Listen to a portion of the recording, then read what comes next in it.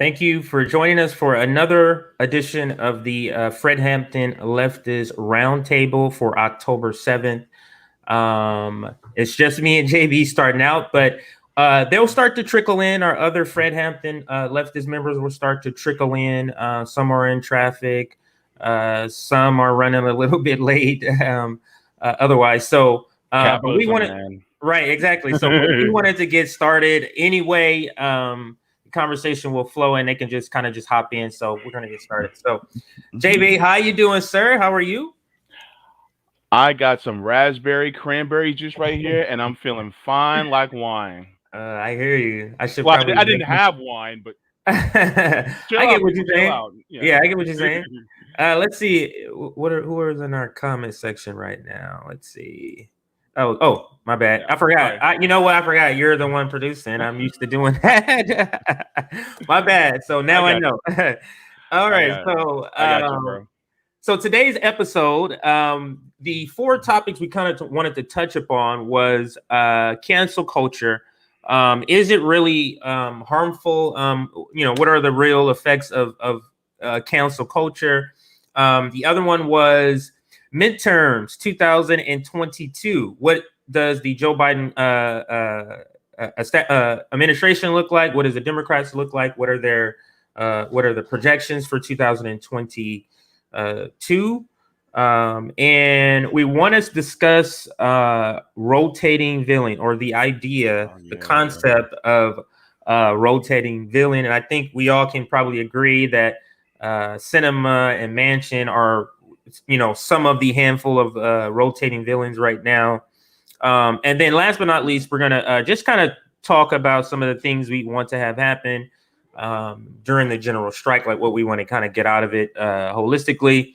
So those are the topics we're going to start with. What I wanted to do, JB. So what I did is I wanted to start with cancel culture, Mhm. and so now let me tell our audience how this spawned. So the way it began was the Dave Chappelle news, or about his special, and so that kind of spawned. Oh, Dave Chappelle is getting canceled again. I believe this is like his third time in like a couple of years that he's getting canceled.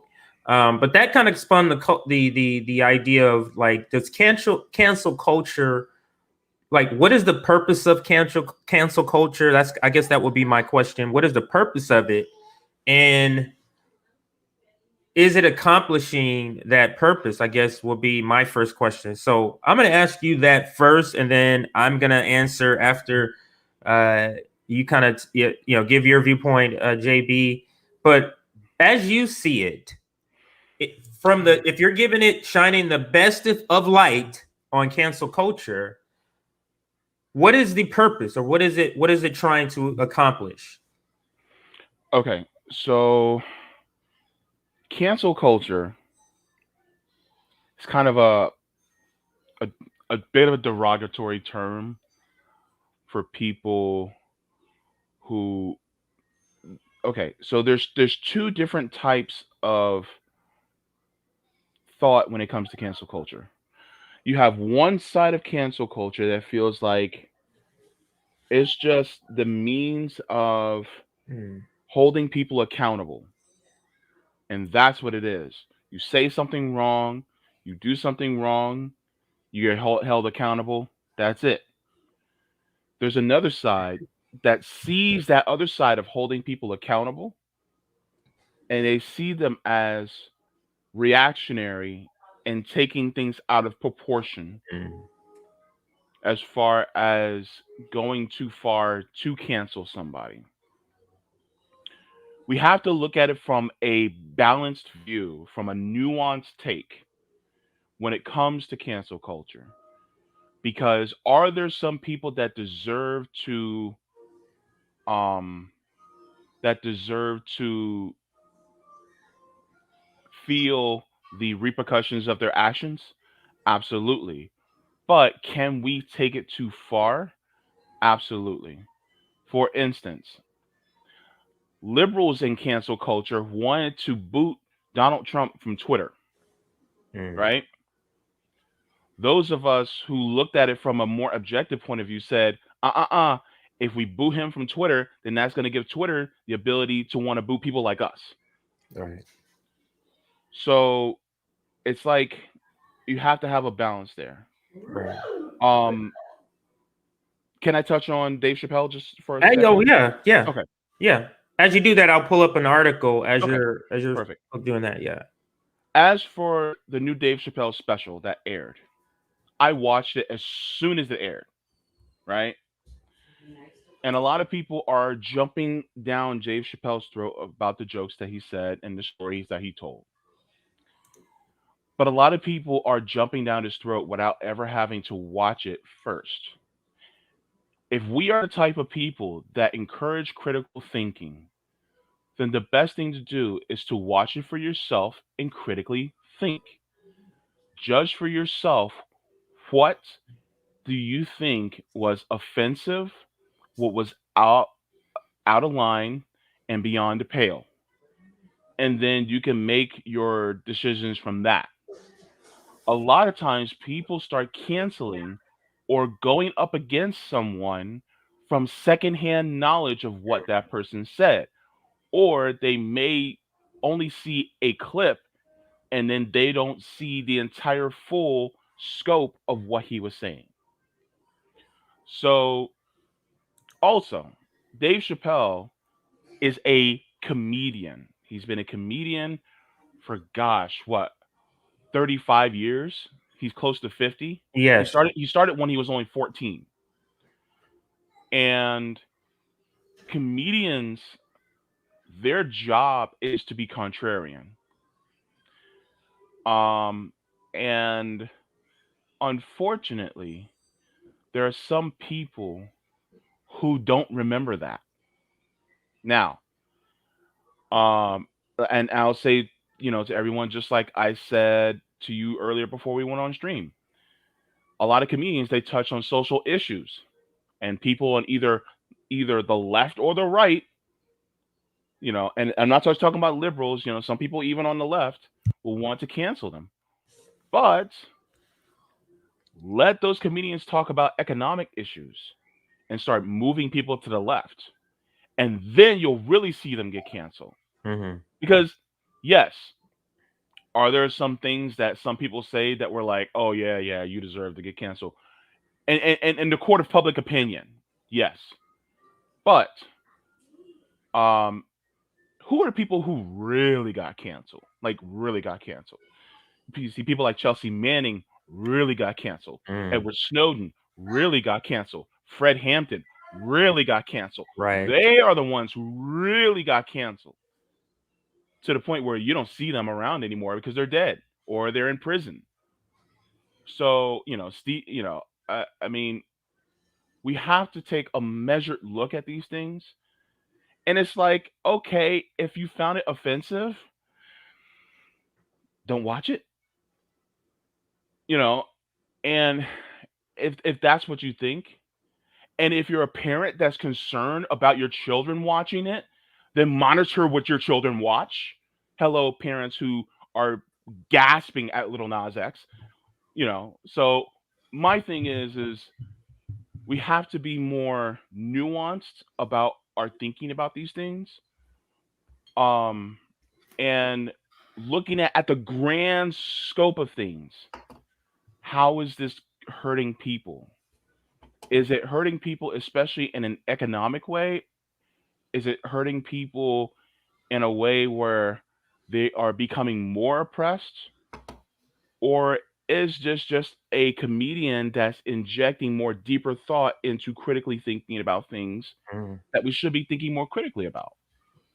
And so, like, look, I'm not a comedian, so you're not going to necessarily see me joking a lot about these things, but I respect that he has his craft and he's been honing his craft for 30 plus years.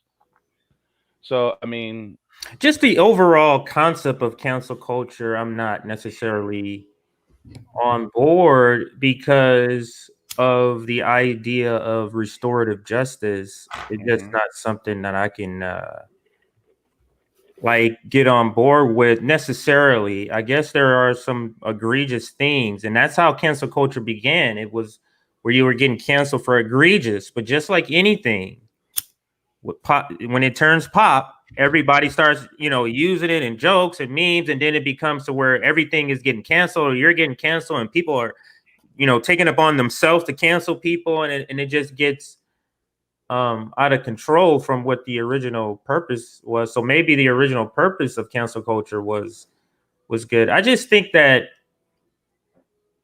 let's say Dave Chappelle said something offensive.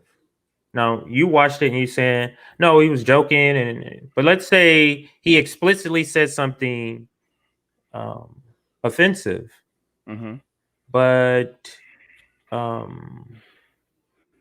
he agrees with you that you should get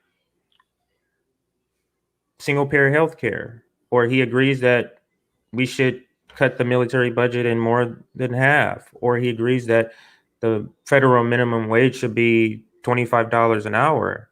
The point I'm trying to make, and I'm using him as an example, and like I said, this is hypothetical because I'm saying if he said something offensive, and I'm using it to pose the question to both of you, where does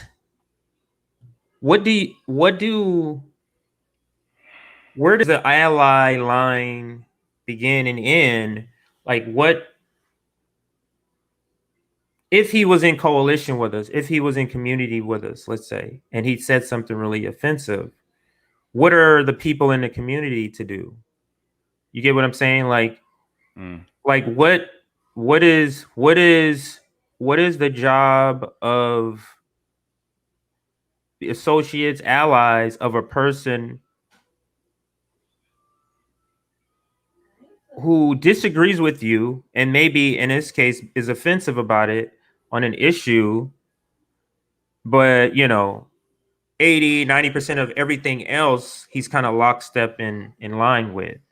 This is all hypothetical. Again, this is not real. So I'm putting it out there as to speak to the question of, is cancel culture really just something else to divide us from uniting in some sort of way? So that's really what I'm getting to. That's what I'm getting at. Is it just another way of division? Another way of saying, if we're canceling each other for things, or we're using it, we are never coming together to fight against the oligarch, to fight against the ruling class. I'll let Nick answer. Kind of, I know it's kind of a long sort of idea, but you kind of get the essence of it. Like how do you be in community with somebody, or can you be in a community? Maybe that's the question. Can you be in a community with somebody who agrees with you on most things, but let's say Dave Chappelle did say something offensive. I'm going off with JB. He didn't, but I'm just saying, let's say he did. What would we do? What would you do? How do we handle that? Nick, I'll let you answer. Sir. Yeah. I talk about the concept of cancel culture a few times, and like I think you made a great point, CJ, where these things are kind of used as a distraction. And I got a clip that I want to play with you guys here very soon to kind of illustrate my point. Because cancel culture is not a thing. There's holding people accountable for their actions. The idea that Dave Chappelle getting canceled, not gonna happen. The idea that Joe Rogan is getting canceled, not gonna happen. You had Joyanne Reed blatantly lie about homophobic posts and blogs she used to write. She used to write Islamophobic blogs. She lied about it in the most brazen way, and she still has a job at MSNBC. Remember that dude who was caught jacking off on Zoom? Yes. And Jeffrey Toobin. Like, hey, yo, you want to explain what happened here? And they're like, yeah, kind of crazy. Caught me slipping, bro. So it's like, where's this cancel culture? So where is this cancel culture at? Why haven't we canceled George W. Bush? Right. They're reviving him. They're reviving him. They're not canceling him at all. Yeah. Like, that's a great point. Yeah. I mean, the people who should be canceled never get canceled. Right? I mean, look, You guys talk about it all the time. Why hasn't Barack Obama been canceled? Right. Why hasn't George? Look, I kid you not. Guess what? In about 5-6 years, then the whole canceling of Donald Trump is going to be over, and everybody's going to welcome him back to the fold. Now, You both know. You all know this. Remember that time Trump said that funny thing in the White House and being all nostalgic? Is that what you think? Yeah, of course. Whenever you have right wingers who are like, "Oh my God, cancel culture is such a giant problem," my response is simply, "Give me an example. Give me an example of someone on the right who's been canceled." Mm-hmm. Don't worry, I'll wait. Mm-hmm. Bro, Bill O'Reilly was caught being a fucking sexual harassment creep. He's still running a blog on the side, bro. he's still wealthy and influential. Like, name someone. Tucker Carlson, bro. Look at all the crazy racist shit Tucker Carlson said. No cancellation. Look at all the crazy fucked up shit that Sean Hannity said. No cancellation.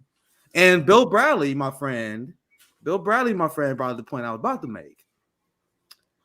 Who do you cancel in this culture? Matt Gaetz, another great example. Matt Gaetz is a fucking pedophile. I talk about the pedophile Democrat Party. Don't get it wrong. There are a lot of pedophiles in the Republican Party too. When are they getting canceled? If you guys think cancel culture is real, and then the ruling class makes it all about them, when it's the exact opposite. Bill Bradley in the comments made his point, and I was about to make it, but he beat me. He jumped the gun, bro. You got me. I'm about to say, bro, the word cancel culture actually exists. You know who got canceled? You want to know who got canceled? Julian Assange. Right. Julian Assange got canceled. George Floyd got canceled. We are the motherfuckers getting canceled. Mm-hmm. The police fucking bashing our head, and that's them canceling us. That's as far as I'm concerned, right? Yep. When the Fox News ever run a segment about, oh my God, fucking Julian Assange. You see what you guys going on with him? The CIA tried to kill him. Media silent about that bombshell revelation. Mm-hmm. The number one witness that testified, and this is the evidence they used to charge Julian Assange, said he was lying. They don't give a fuck. Mm-hmm. Give me an example of a right winger that has been canceled like that. Give me an example of a neoliberal that has been canceled like this. Mm-hmm. This is to the point that I was making earlier. Kind of like what you're saying now, Nick. Kind of speaks to that. It's just. It's used, just the concept of having cancel culture is used just as another thing to divide people. Bro, like conservatives thinks it's crazy and cancel culture is going overboard. Like if you watch Fox News, they literally do cancel culture segments like almost daily. Cancel culture is kind of a big thing, a rallying point for them. You know what I mean? And it's more used as a thing to say, let's split us apart than it is real, because as you're pointing out, no one is getting canceled. Like, no one is getting canceled. I see someone in the comments, and there's a lot of people leaving great examples of civilians who have been canceled by the government. I love our community leaving great comments.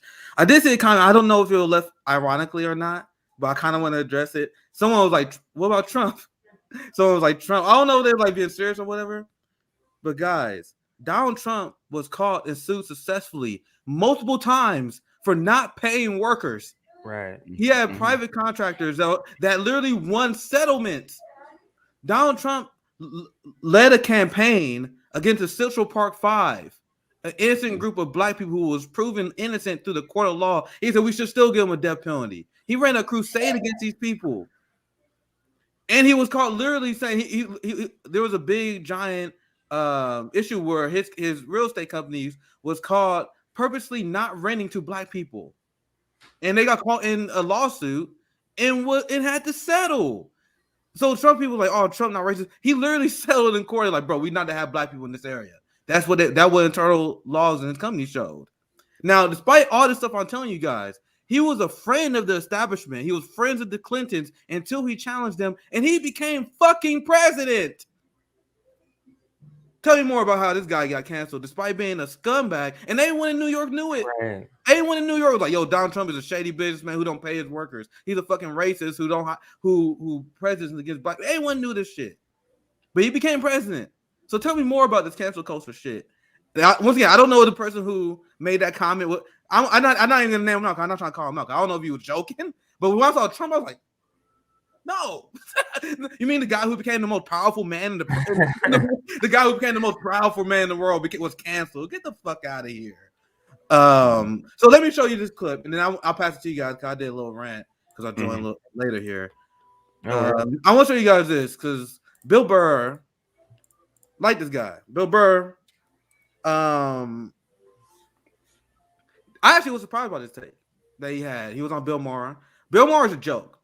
I've been so many rants about how Bill Maher is horrible. Do I have to get into it? To give you guys an example of how horrible Bill Maher is, he unironically said he endorsed Amy Klobuchar for president. Last primary. He was like, bro, Amy Klobuchar, kind of like her, bro. Snow Woman. He's not serious. That's not serious. He was a monologue.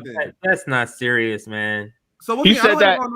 Go ahead. No, he said that straight to Crystal Ball's face, and you should have seen the face that Crystal Ball made. Like, that's that famous clip of her on the screen. That's it. Okay, that was the comment he made. Yeah, he said it with a straight fucking face. Oh my goodness, and terrible.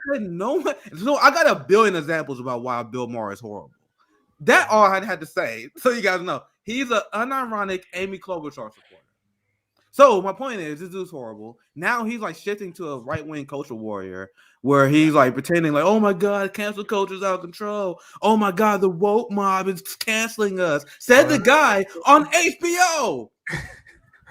You see how these people are clowns? These rich white people, like, and conservatives are guilty of this as well. They're like, oh my god, I've been canceled. Why are they giving a platform on fucking Fox News? What the fuck? But anyway, so I was impressed by Bill Burr because Bill Maher was trying to get Bill Burr to go along with the cancel culture nonsense. He brought Bill Burr, who he had complained about sensitive people before. So he's like, oh, I'm gonna bring this comedian on. He didn't agree with me. But Bill Burr had actually a very honest and nuanced take here. And the reason I'm showing this, because I think this relates to what we're talking about with Chappelle. Let's forget it. Let's not have a good cry together. But as long as what you want, he said manufactured strategic outrage. You guys, that's essentially what that is. I love that clip. What do you guys think on that? No, I love that. What he's saying, manufactured strategic outrage, and that kind of describe how I feel what cancel culture has become. It's just manufactured strategic outrage. And like anybody, like if you just go and watch the video, you're likely to have a different take than what the headline of a lot of these news, organizations are trying to push. But why? Who is the person saying they're canceled? Like who is the person who announces like this person is canceled?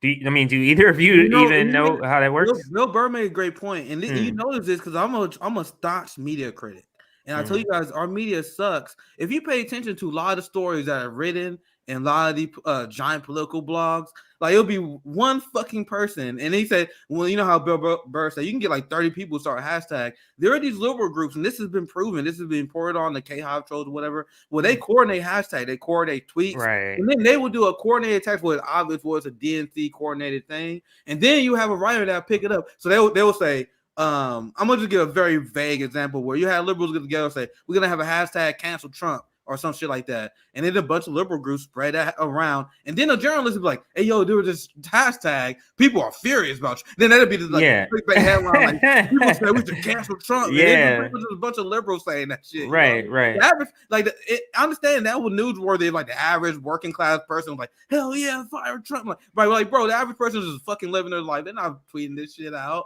So like that's a great point because if you read a lot of stories, I'm a nerd. I tell you guys. I look at a lot of different stories, and there's some bullshit stories I look at, and I'm like, bro, is this really a thing? Or is this something that or is this a click that you found on Twitter and you just reporting on it? Yeah. That's different. There's a difference between that, and that's what a lot of people do when they frame these narratives. When they say, "Oh my God," they actually manufacture consent against Bernie doing that all the time. They're like, "Oh my God," people are pissed at Bernie, and it'd be fucking Jennifer Rubin and them tweeting. Yeah, I know. I know. Do you think, or do either of you think, Weinstein? Do you think he was going to be canceled, or he's already coming back? Do you see that one, CJ? When the liberals trying to cancel Russell Brand or whatever? No, I did not see that. He came out There apparently happened 2 times, but the one I found it to be hilarious, when he came out against Russiagate. Like, and I don't know how long it's been since he did believe in Russiagate, so I don't want to talk shit on him. But it's like this is the year 2021.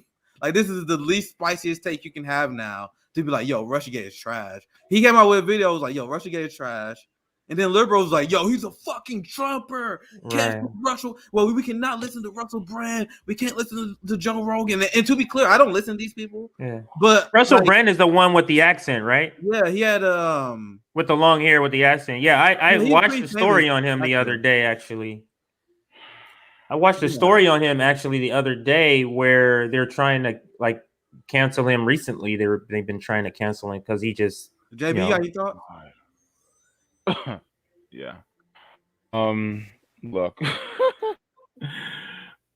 People like look, what CJ was beginning to ask, people like oh my God, Weinstein. Mm-hmm. He was rightfully canceled. He was canceled for the right reasons, because he was abusing women. Right. Abusing women? Yeah. So that guy. Because he was doing some nefarious, ugly, disgusting stuff. Do you think he'll ever be let back into the fold? If he is, it'll be by liberals. You guys realize that anyone knew it shouldn't happen, but anyone knew what Harvey Weinstein was about. But the establishment invited Harvey Weinstein on MSNBC to attack Bernie Sanders as a sexist. Do you guys remember that? Yeah, I do. In the 2016, he was like, yo, Bernie and his supporters are sexist for challenging Hillary Clinton. Meanwhile, he's a fucking rapist. Right. Right. An extreme rapist. And the thing is, everybody knew in Hollywood about him. Everyone knew in Hollywood about him, but it was just kind of like, oh, but that's Harvey. He can make or break your career, I guess. That's another problem, actually. Because if everybody knew, including the male actors, because you could have got some big male actors to say, we won't work with Harvey Weinstein ever again until he confesses to what he did, they could have shut that shit down. So the male allies allowed it to keep happening because they knew it was happening. But the thing is that, and they could have talked to the female actresses and said, so what's really going on? And they could have banded together. But that money is too sweet. They didn't want to do it. So guess what? They let it go on until somebody brave, i.e. Rose McGowan, stepped out and she risked her career and said, no, this is what these people were doing. And then it gave a lot of women the courage to come out. But a lot of male actors, they stay radio silent. They didn't say shit. So, yeah, I mean, to be honest with you, a lot of these guys need to be self-reflecting, because it's like, what about cancel culture? Be lucky that a lot of these people didn't start canceling you. And I'm talking about the big A-list male actors. They should have been the ones coming out and saying, we will never work. Like, what about people like George Clooney, Brad Pitt, Matthew McConaughey, all these guys? Right. Somebody could have spoken up. And we have Sabrina. How you doing, Sabrina? Has joined us. Sabrina. Hey guys, I'm sorry I'm late as usual. No worries. We're just in the middle of talking about cancel culture. It kind of got spun by talking about the Dave Chappelle story and just how, right now he's being canceled. JB actually watched the special in full. Have you had a chance to watch it, Sabrina? I haven't watched it yet. I was going to watch it this weekend, but I think Dave Chappelle, I was thinking about this earlier today, and I feel like going back to the Chappelle show, I don't know how young people are in the audience. I don't know how young you guys are, but Chappelle show was absolutely hilarious. And I was thinking about the fact that if Chappelle show came out today, I don't think it would. I don't think it would work. We become a very PC culture, very, very PC. And so now it's like, you can't say anything. And I do kind of feel sorry for comedians, because there's no way they can talk about this stuff now. That you would not have Eddie Murphy's Raw today. You wouldn't have it. Richard Pryor would be canceled. what's the guy's name? Andrew Dice Clay. He would be canceled. Yeah, there's no Chris way he could Rock. survive. Yeah, he would not survive. Andrew Dice Clay was, yeah, I remember him. He was bad. I mean, even back then they were trying to. It wasn't called canceling, but he would drum up protests at his shows. So I remember him. If you don't believe what Sabrina is saying, dude, I'll watch like old 90s like sitcoms and old 90s comedy shows, especially more like black entertainment, because that's what I watched growing up. Bro, go ahead. Go back and watch those. And good luck not trying to find something that's not extremely homophobic every like 15 minutes. Yeah. Like, a lot of the punchlines is straight up homophobic stuff. And racist, prejudice. So yeah, it wouldn't be able to no, there was a pivotal changing point in the black community where it kind of went. If you're talking, it kind of went where from not accepting to accepting, in my opinion. And I do recall like they're just like jokes, like just blatant jokes. There was a Morton episode. There was a Morton episode. I remember I'm blanking on it, but like the entire punchline of the episode was that this guy was gay, essentially. Yeah. No, I was thinking of a Martin episode too about a transphobic jokes. Several of them. Yeah. The whole thing. Yeah. The whole thing, that was a whole transphobic joke. Yeah. And it wasn't even halftime. It wasn't even a good one. It was real stereotypical. But you know what? And I'm pretty sure Nick already said this already. If you guys just spent half of the amount of the energy that you did canceling people who was doing their job, making you mad, making you happy, go through the emotions. If you spent half of the time on these politicians, then we would get shit done. We will be halfway to liberation, because with all this cancellation that's going on, I've been through about 10 cancellations myself, and I am nobody, bro. A nobody. If y'all was to put just a minuscule of that time that y'all trying to cancel, what we doing? We canceling Dave Chappelle today, and then who's next? And then who's next after that? Then what? You guys are sponsoring censorship. Yep. If you don't like it, don't watch it. Like, I won't type up a nigga name just to dislike his shit. Like, what is wrong with y'all? That gotta be something weird. You know what I'm saying? Niggas be like, I'm gonna leave a bad comment on this video. To look up stuff that you know that you're gonna hate, right? That you know you're gonna disagree with. Yeah. So you know what, Dave Chappelle, fuck you. It is what it is. I'm not a turf. I stand with, you know what I'm saying, with trans rights, with gay rights, whatever the fuck this rich, out of touch, out of our class motherfucker is. Fuck you when it comes to politics. But guess what? You were funny, but I know Paul Mooney wrote most of your jokes on the Chappelle show. That's why it was funny. You know what I'm saying? I know that, you know, you had a lot of writers, but this is just the real Dave Chappelle that we are getting. You know what I'm saying? Yeah. But tell your truth. But we can always separate the man from the artist, from the art. Because my favorite rapper is Bizarre. One of my favorite rappers is Eminem. But if people look at me and see all the stuff I fight for, they'd be like, hold on, what the why do you listen to these people? Because I want to, motherfucker. And make people like you mad. Yeah. I love Martin. Martin was one of my favorites. And some of my favorite parts were with Shanae. Right. And sometimes, you know, even sometimes the stereotypical gay shit, I laugh at that because it's funny. But this goes back to what I was saying earlier, that people need to allow the space for people to grow. Like you get what I'm saying? Like, just think of even hip hop music, where now there's a push. Maybe it's with Lil Nas X, or maybe he's at the tailwind of it. Whereas now it's not as homophobic. It's not as I mean, I'm not going to say it's completely out, because it still is, but there is a certain push with certain bigger name artists where they're saying I'm not going to be doing that no more. So what I'm saying is there's progress. There's progress if people who were not on your side before and now they are. I consider that a good thing. And that's why I always say, don't cancel them. Go talk to them. Yep. Like what's canceling do? It's kind of the same thing what you say, Nick, when our white allies say, I'm not talking to no racists. Like that doesn't help us. We need you to go talk to your friends and your family that's racist. Like canceling them, which is essentially what they're doing by saying I'm not talking to them, that does not help the situation.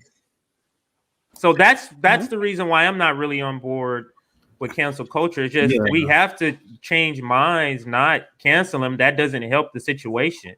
That's just another person now you're putting to say, hey, it's not going to be a part of the revolution. You get what I'm And I saying? gotta tell you, like Rome brought up Eminem. Eminem would not be able to come out with some of those songs today. Yeah. But like we were just saying, but he eventually had Elton John sing the hook on his song and kind of had a conversation with him and then kind of squashed things and kind of changed his minds about. So that's what I mean. Like you have to allow people to change as long as it's genuine, because some people change and it's fake. Like Hillary Clinton with the hot sauce saying, you know, I'm a liberal, and they tried to call label her as a progressive. That was completely fake. So and just let me make this point, because I watched the special. Okay, one of the things that Dave Chappelle actually brought out was that he tells a story about his transgender friend who's a comedian, and he basically talks to her, and she basically spells out that she does not need for him to understand transgenderism. I guess I just made a word, but he needs her to just see that she's going through the human experience. And he talks about how he respects that we as Black people just want you to see our humanity. You don't have to understand our Blackness, but just respect it and know that we're going through a human experience as well. So he tied those two together. But a lot of people, because they never saw the special, they're speaking from secondhand knowledge of it. They don't know that he actually talks about it and actually, gives basically a kind of almost like a eulogy for his transgender friend that committed suicide because she was canceled on Twitter. So that's the thing. Day of fucking niggas read an article and say, "Hey, look at this." Exactly. That's what I'm saying. The article be the complete opposite of it. Yes, exactly. Yeah. You know what I'm saying? So I don't even take these motherfuckers when they out here. If you ain't out here really putting investigating journalism to this type of deal, if you ain't break down his whole snick, his punchline and the setup and all this and that, I don't want to hear it. If he's saying, "Oh, he's doing this to get us mad," he's trying to get, uproar the trans and the gay community again. He's trying to make Democrats mad again. He's a comedian. That's his job. He sees the weak points in society and he pokes at them. And he laugh at you for crying about it. So all that crying, all that shit that y'all doing, talking about him, bringing him up, you bringing him more money.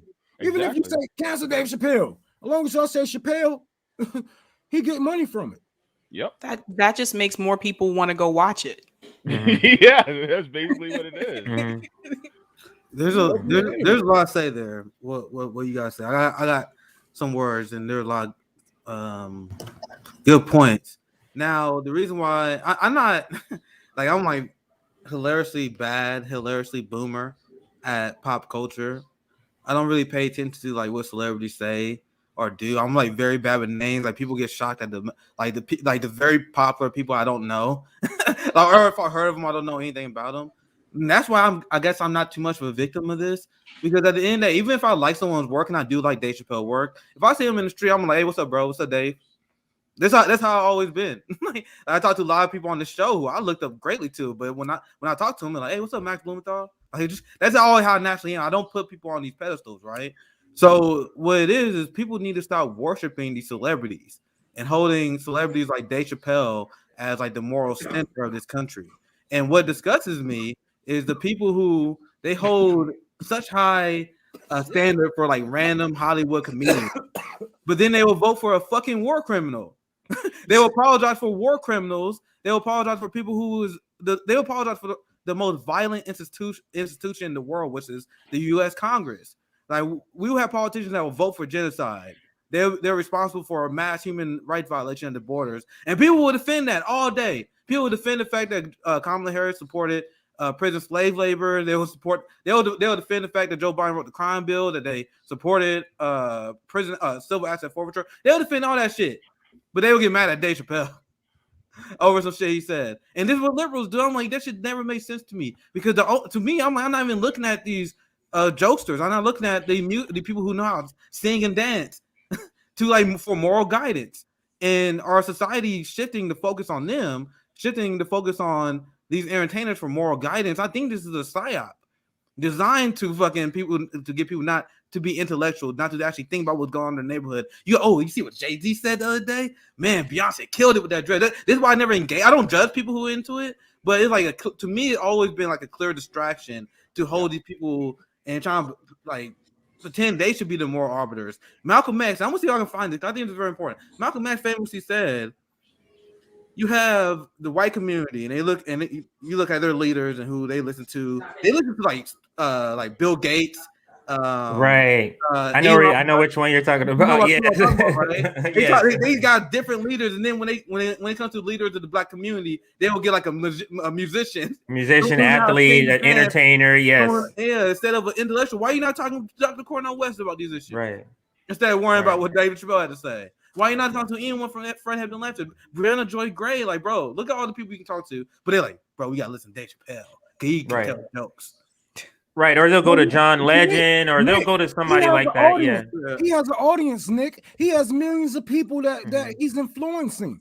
But AOC don't, Ilhan Omar don't, like Rashida Tlaib don't. That's a great point.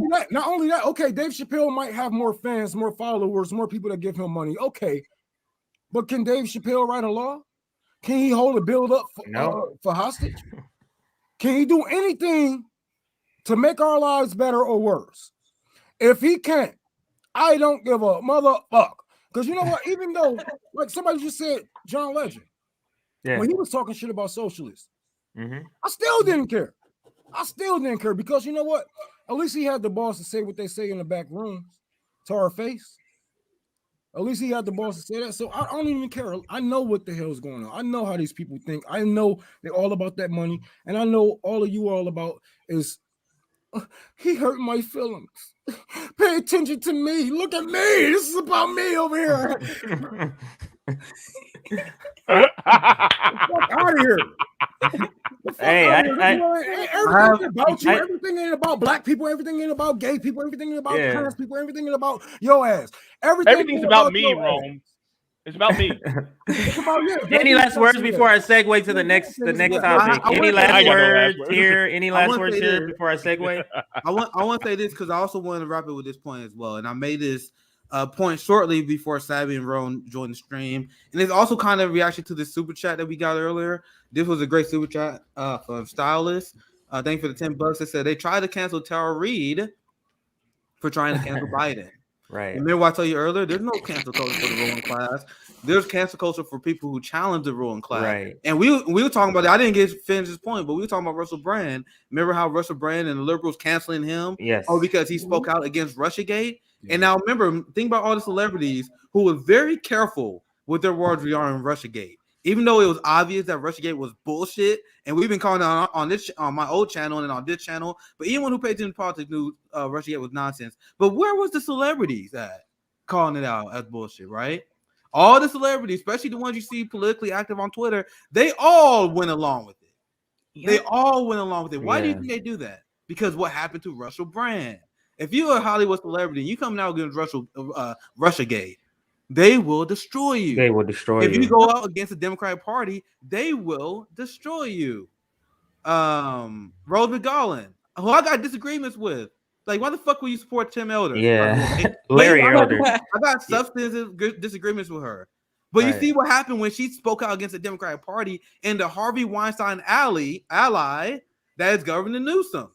Governor Newsom is a Harvey Weinstein ally who helped him get away with a lot of the crimes he got away. And she spoke out against that, and they canceled her for that.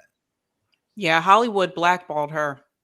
So who do cancel culture actually exist for? And that's why I don't have no tolerance for anyone who actually part of the partisan game, because these are the people who talk about it the most. Hey, The Nick, people who talk about the most are hey, the Nick, standard you know Republicans. what's standard crazy? You so Democrats. right, bro. You so right that Dave Chappelle even talked about niggas who get canceled that don't really get canceled. Right. The He baby, did talk about that. the baby. Like he said, like, bro, y'all cancel me harder than y'all canceled that nigga. Facts. Because he talked about it on his special about cancel culture. Facts. And he was like, and he doubled, tripled, tripled down. Ain't nothing happened to him. Nothing's gonna happen. Ain't nothing happened to him. So Nick, Nick is always right. You know, what I'm saying? I ain't gonna say always right, but that nigga is fucking right. You know what I'm saying? I ain't gonna ride his fucking dick. But All right. Let me segue here, everyone, to the next topic by showing you this article here. We're going to be talking about the midterms 2022, Joe Biden administration, the Democrats. I know, we're not big in favor of electoral politics, but it is fun to discuss. So let's bring this article here. Newsweek article. I think it's from somewhere else, but I'm reading it from Newsweek. As Joe Biden's approval rating sinks, About goddamn time. the Democratic Party suffers too. So Joe Biden is bringing down the Democratic Party, the very thing that they said Bernie Sanders would do. So, as public opinion of President Joe Biden declines, notably in recent weeks after an initial honeymoon period during his first few months in the White House, the Democratic Party's image has suffered too. So let me skip down here to the actual polling here. So according to recent polls, the Democratic Party has similarly seen a decline in favorability. Gallup polling put the Democratic Party's favorability rating at 43%, down from 48% in January. The party's unfavorable rating from polling conducted in September has increased to 55 from 58. At the same time, Biden's lowest approval rating from Gallup has dropped to the lowest of his term thus far. So Biden's approval rating is dropping. The Democrats' approval rating is dropping. Do you see them as do you see this as the Democrats fumbling the ball? How they look like they're going to be losing in a bloodbath in 2022? Do you see them as fumbling the ball, or do you see this as part of the game that Democrats take power and then somehow they do all the dumbest things to lose power so that it's mixed, and then you have a Democratic president with a Republican Senate and House who come up with all this awful legislation? I can think back to Bill Clinton when I think of that, and Barack Obama, to be quite honest with you. So let's start with Sabrina. Do you think like this is just part of the duopoly game, or do you think they are genuinely don't know what they're doing politically, and that's what's happening? I think they know what they're doing. I think it's just part of the game. Like I told people I expected Joe Biden's polling numbers to decrease. I didn't think it would decrease as quickly as it did, but Afghanistan really tanked him, But the thing that I think people need to be aware of is that they're going to do the same game that Obama did, where they're going to say, well, we can't fight for these issues until, we'll do that in 2 years. And then 2 years will come around and Republicans will take back the House and the Senate. And then Democrats will say, oh, well, sorry, we couldn't fix the healthcare problem in this country because we didn't have control of the House and the Senate, even though they have control right now. And they're not fighting for it and they're not pushing for it. It's a tactic. They really don't plan to fight for these issues. Joe Biden told us in the very beginning that he was not going to approve Medicare for all. He said if it came across his desk, he would veto it. He said he's not going to cancel student loan debt, even though and Nancy Pelosi said that he can't do that. Actually, he can. So he's already showing you like who he is, but that's all a part of the game. I've told people before, the Democrats are moving further and further to the right because at the end of the day, they're still going to make sure that they service their donors. That's what it's really all about. They got to back the corporations. They're not really in there to fight for us. And this is why they didn't want somebody like Bernie Sanders to win. Now, I'm critical of Bernie now because I feel like he's not really fighting either. but they didn't really want somebody in that was really going to fight for those issues because they don't want us to have it, because that's going to affect their pockets because it affects their donors. So at the end of the day, you really just have one corporate party. You don't have two separate parties, and they both like fight for corporations and work for them, not for the people, even though we're the ones that elect them. And in reference to that approval rating, one thing I want to point out, keep in mind with that poll, that doesn't include any of us on this panel. We're not polled. So it's probably even lower than what they say it is. Mm-hmm. Yeah, because I know I would absolutely give him like the lowest rating that I could give him. So, and I've never been called or asked to do a poll, like never. So I think that's sort of weird. But let's go to JB and then we'll bring in Rome. The same question. Do you think it's just part of the plan, or do you think they're just that dumb politically that they keep losing at midterms so badly? I'll go even further. They didn't poll us because that's also part of the plan too. Now, as far as, for instance, most of the time when they poll, they do landlines. Do any of y'all have a landline? No, none of us have landlines, so therefore we didn't get polled. Okay. Did you say what the hell is a landline? What? Nick, you're so adorable. But yeah, so as far as the whole notion that it is somehow they're just fumbling, no. Here's the thing. It's all part of the ratchet effect. Democrats come into power. They act like they're trying to do the most, do the best. Then they fuck it all up. They fuck shit up. And then people go, man, you guys are stupid. You guys don't know what you're doing. Next thing you know, the Republicans say, oh, we're going to do all this great stuff. Then the people go, well, I guess we have that go through a different alternative. So they go to Republicans. Then Republicans come in. Then they make things more better for the rich. And then the Democrats come in and say, oh, we're going to fight against Republicans. And we're going to make things, because the Republicans will make things worse. Democrats come in and say, we're going to make things better. Then the Democrats come in, they just shitty again. Then the Republicans come in and make things worse. Democrats come in, make things shitty again. Then Republicans come in, Democrats make things worse. Boom, boom, boom. It's just a stair step. Mm-hmm. And that's what they've been doing for the last 40 years. Probably, albeit maybe more than that. Yeah. Because it's that ratchet effect. The ratchet basically meaning that it turns to the right, but then the Democrats stop it from going back to the left. Turns to the right some more, stops it from going even right some more. And so that's the way it works. And that's part of the plan. Why? Because the Democrats agree with the Republicans. Mm-hmm. And like all of us have been saying, it's all part of the duopoly. They're all in the same party. They mm-hmm. all obey the same corporate masters. So they work in tandem. JB, what I always say, the analogy I always give, I think I did this with Rome and Nick yesterday, is say I'm Pfizer and I donate to the Democrats and the Republicans. Mm-hmm. Do we think that does Pfizer do people think that Pfizer has a different plan when Republicans are in power than when Democrats are in power? Like the money they donate to Democrats, do they have a different plan from when they're in power than the money they donate to the Republicans in the plan they have? They don't.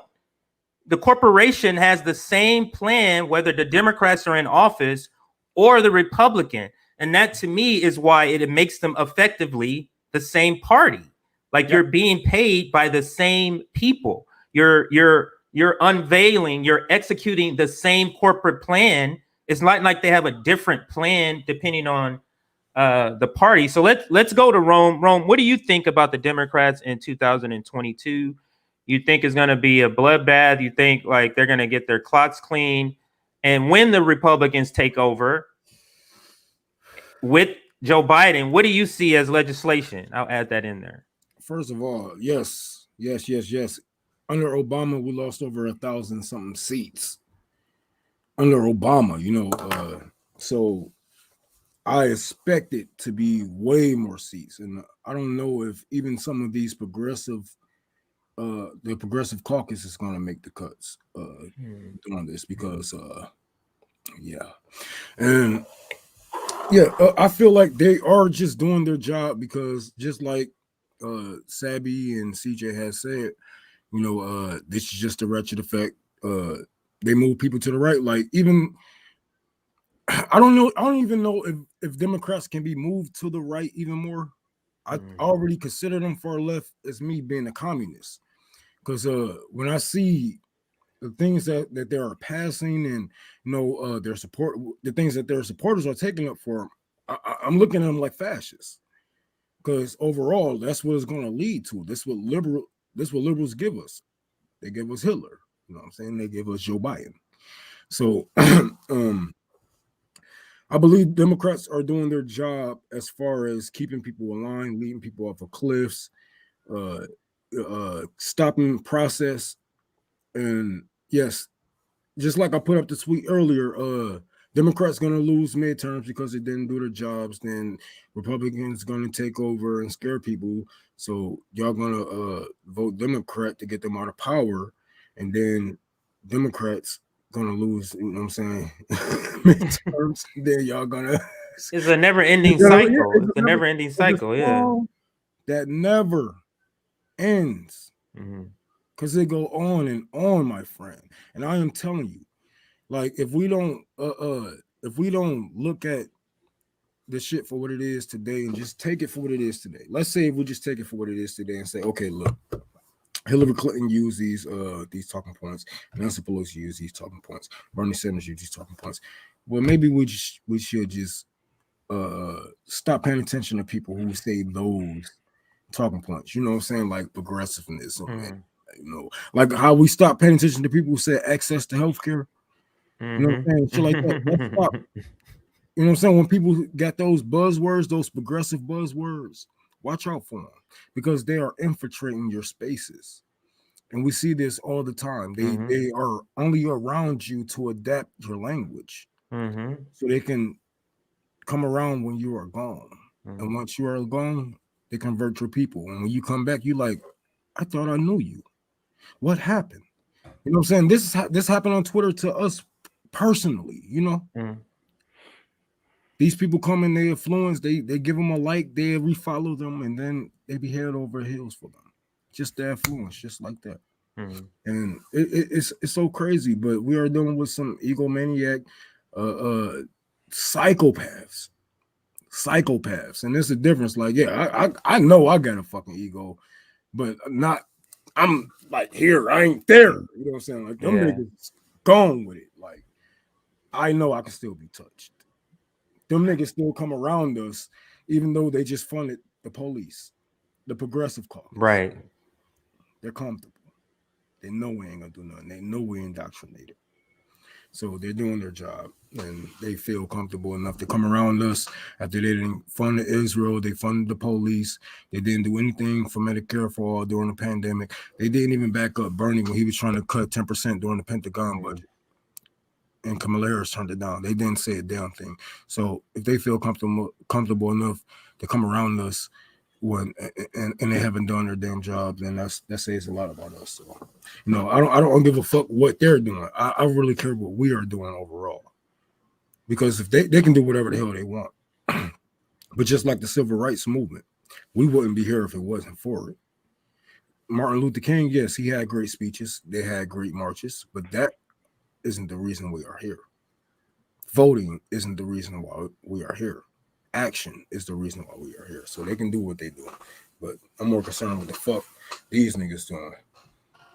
No, I feel you on that, Rome. So let's let Nick round this out. What is your take on everything that everybody has said and or the midterms for 2022? What is the outlook for the American people with a Joe Biden presidency and a Republican Senate and House.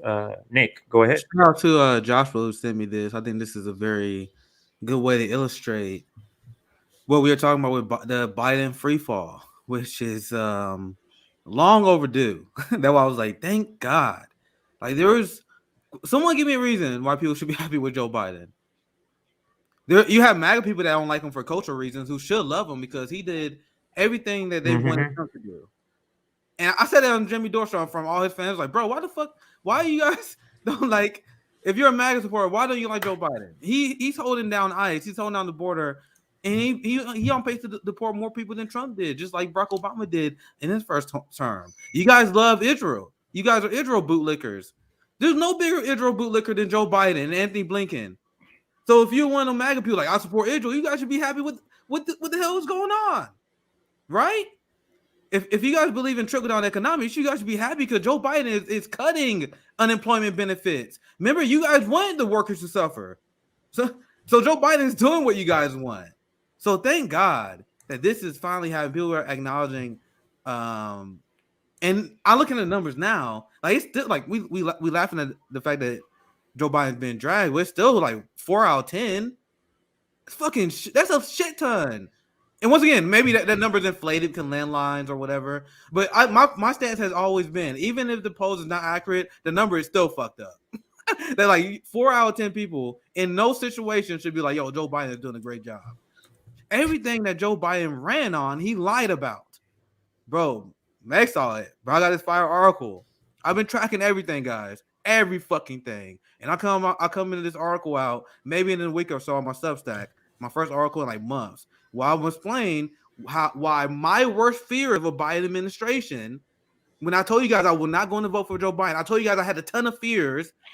If you look at my YouTube channel, I posted a YouTube channel about a video about a year ago where I was like, yo, this is why I'm not voting for Biden. This is my biggest fears over a year ago. It documented. Everything that I was afraid of is happening right now. Bro, he killed the immigration justice movement.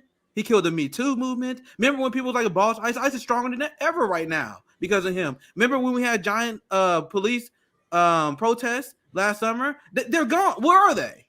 Where are they? The same people that was in the street are not in the street right now. And people are now catching up with Biden. We was laughing at Kamala Harris. Kamala Harris, it has been the most unpopular vice president in the modern American history.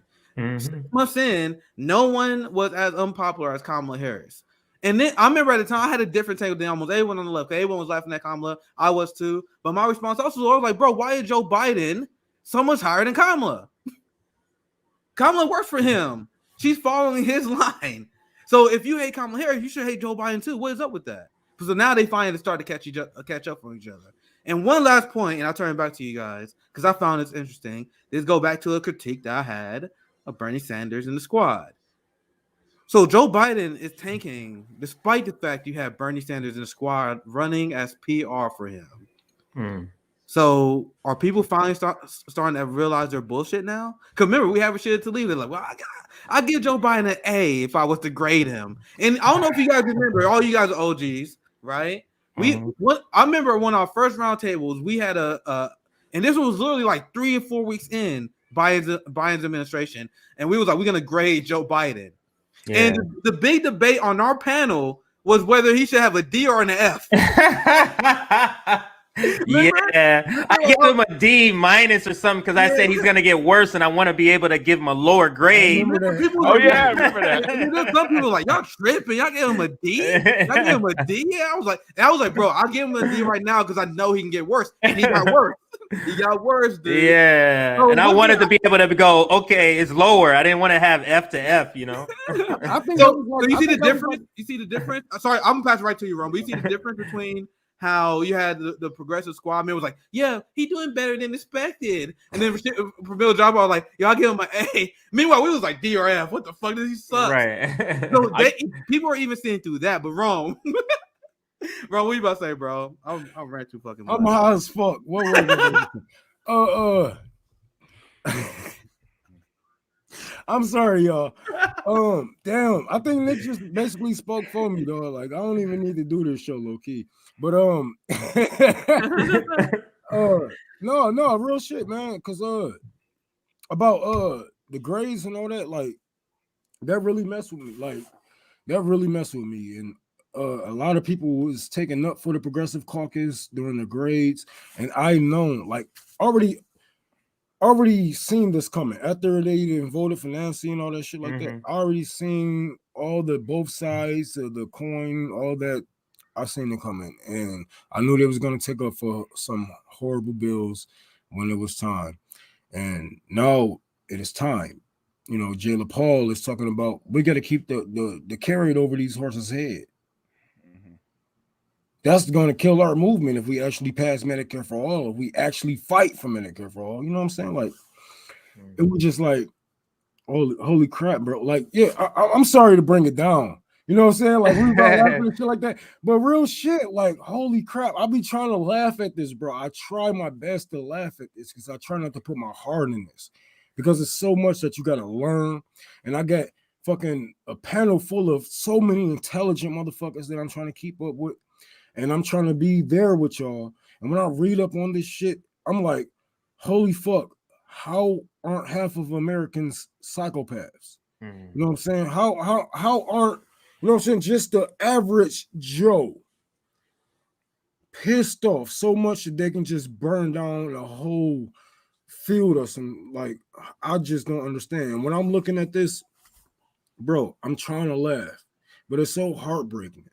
And I'm so tired of dealing with this shit. And I'm so tired of me being 29 years old and have to teach people that's 40-something years old, 30-something years old, 50-something years old, 70-something years old. Not only that, I got to get them militant. I got to get them guns. I got to get them this and that. I'm trying to help them with rent. I'm trying to help them do everything. And I'm just 29 years old. And I'm like, how the freak?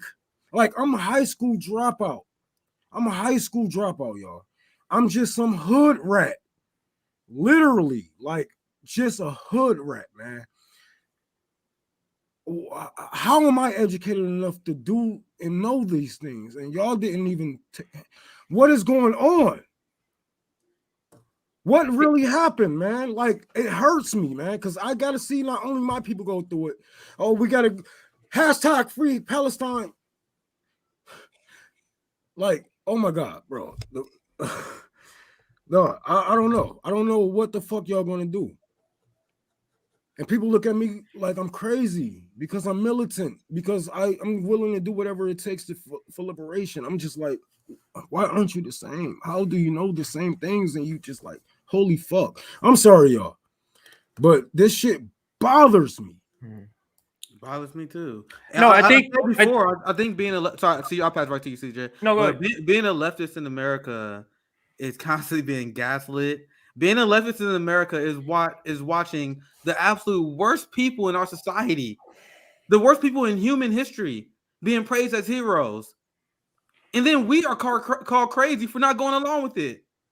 When I say fuck Barack Obama, who is responsible for untold amount of death and destruction, people are like, "What the hell's wrong with you?" And like Roman, like, bro, it's tiring. Like, how you guys not see this shit?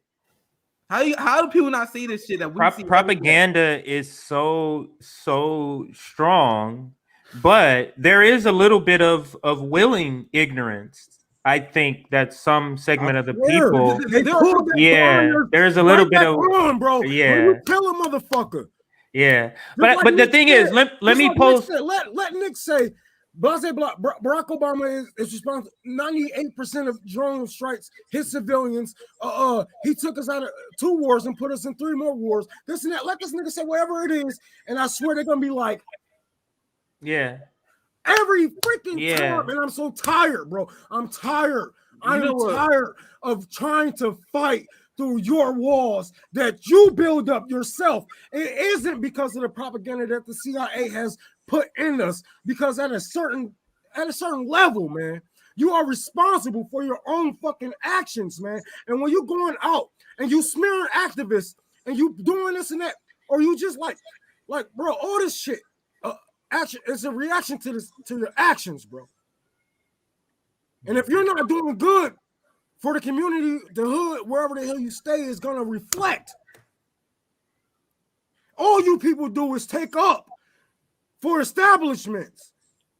corrupt people who don't even know your motherfucking name. I know your Twitter handle before they fucking remember it. Brother, I have you blocked or not. I'm so sick of this shit.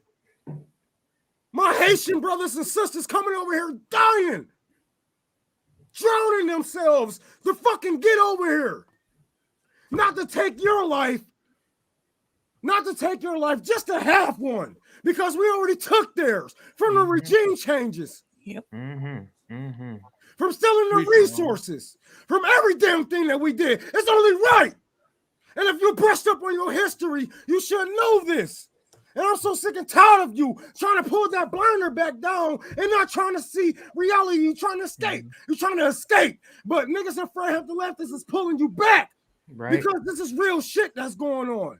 And you need to pay attention because it's going to be us next. It's going to be us next.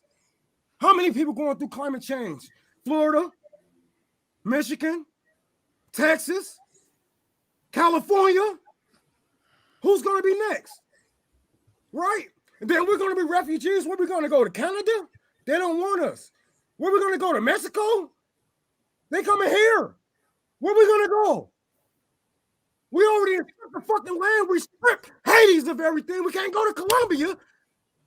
Where the fuck they going to accept you as an American talking this fucking Queen's language? Where are they going to accept you? God damn it. I'm so sick and tired of this shit. Y'all niggas is y'all keep building walls. Y'all building walls. No, it can't be true. No, even if it's true, it can't be. And they didn't mean it like this. And you sound just like fucking Trump supporters. I'm sick and tired of y'all. Africa, yes. And where you gonna go in Africa? Where we gonna go in Africa? We have stripped everything of the what we gonna do? Oh, I'm sorry. Here's the IOU. The fuck you gonna do? And China over this bitch changing the damn world. The fuck? What the fuck Americans gonna do? We are, not only did your tax dollars fund genocide, this shit is gonna come back to hunt you. And you think it won't because you didn't actively do it. You didn't actively vote for it. But guess what? Them hot Cheetos, the TVs, the houses, your rent, your mortgages, all that shit goes back. All that shit goes back. And it's counted for. And every dollar that you spend, I can put a fucking death on it. And I'm sick of it. Either y'all niggas gonna fight with me or y'all gonna get out of my way. And I'm so sick of, I'm not even gonna waste my time with going back and debating. The fuck I look like debating with you niggas. People are fucking dying. Losing everything, losing their homes, the rent memorial. It's gone. Everything is gone. It's gone. What we gonna do? Mutual aid? You gonna take care of your people, or you gonna debate them people? You gonna debate your way into liberation? What the fuck? Don't come to me talking about a damn debate. I swear. I'm so. Let me go take a cigarette break because this shit getting to me, y'all. And take your break, Rome. But what Rome? Part of what Rome is illustrating, and he's so passionate about, is that it's like you're drowning and it's just people in the boats around you just kind of just having lunch. It's like, why aren't you seeing that something is going on here? And it speaks to America's and white America culture, to the blinders that they just out of sight, out of mind.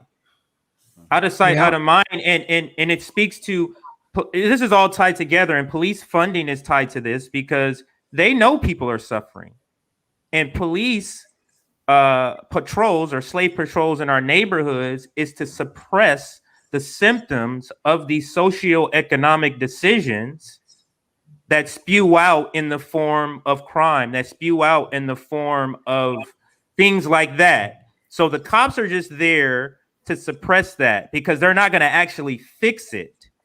You get what I'm saying? So they're not going to actually fix it. So they need them there to suppress the bottle, to keep the top on the bottle, stop it from bubbling up so that it's out of sight, out of mind.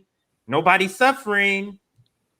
You get what I'm saying? So I think it speaks to also what we've talked about this, Nick, over and over. It's a divide on the left of how far some people will only fight so far because their lives are okay. Their lives are okay, and maybe that's part of what Rome is saying now is that. Yeah, go ahead. No, go ahead. Yeah, that was part of Rome's frustration, and that's part of the anger of the channel. I still remember I was watching Savvy Sav's channel, and she was showing like the first interview that me and her ever had, and I still remember people was like, you guys were like babies, and this was not even that long ago, but like, bro, like I see this shit when you're in the space, you see the same shit over and over and over again. That would Rome get frustrated. That's why we bring Rome on the channel, because we need to hear that fire, we need to hear that passion, and I get passionate, I get very upset, because just like CJ said, there's like a fine line that like the new class war we're fighting is with the boutique left, where they were trying to demand and tell us what we should fight for. These are the white saviors that I warned you guys about, where they want to dictate to us what is reasonable for like political discussion or support. For example, one thing that pissed me off, as much as you see how Ron was upset, is the people who have Black Lives Matter in their profile. Black Lives Matter all over their profile pics. Meanwhile, they are dead silent on the escalation of the police right now. Since I'm on there, I had something I wanted to show you guys earlier, but I lost the chance. I think since I'm talking about police, I want to show you guys this. Here, check this out. This is, and I'll show you guys a statement. I think with JB or maybe with CJ, when I was talking about the Black Lives Matter statement when Biden won. Where it was like, we won. We did it, guys. This is what you guys did. Yeah, that was me. You were talking. Yeah, that was with JB. Yeah. Police have received over the fuck. That's 1 billion 200 million. I got caught up for a second. 1 billion 200 million in weapons under Vice President President of the United States Biden. Cops are shooting and killing more people than ever because of this militarization. By the way, if there's any Twitter account you're gonna follow, this guy. Great. This is like pure facts. Like if you don't like Twitter drama, this is the like he had this story right here where he highlights, and I'm gonna have an article that's very similar to this, all the fucked up things Biden did. This is a great I'm gonna give a shout out to this guy. But once again, it showed the police state that is escalating under Joe Biden. Where are the people with the Black Lives Matter hashtags? Where was they during the Haitian immigration? How they would treat like shit by our border patrol? Mm-hmm. The receipt of more military equipment increased both the expected number of civilians killed by police. So here are actual numbers that show that. But what happened? I still remember all the people that was like hashtag Free Palestine, right? Mm-hmm. These same people that saying hashtag Free Palestine are upset / confused when the people who actually believe in that shit go off at Jamal Bowman and Ilhan Omar, who voted for the Iron Dome. Well, Jamal Bowman did, but Ilhan Omar voted for the weapons deal that they are actively using to bomb Gaza Strip right now. They were bombing Gaza Strip at night while they were sleeping just a few weeks ago. And where did they get their weapons from, guys?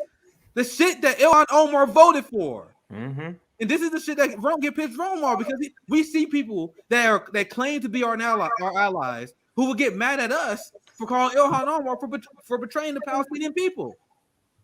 They will get mad at us for calling out the progressives for selling out our community to the police state. That's where the frustration comes, right? That's exactly where it comes from. And also, I have one more thing to share, and then I'll pass the panel, because this relates to what we were talking about earlier. Damn, hopefully I didn't lose it. Hold on, let me go back. Here you go, I found it.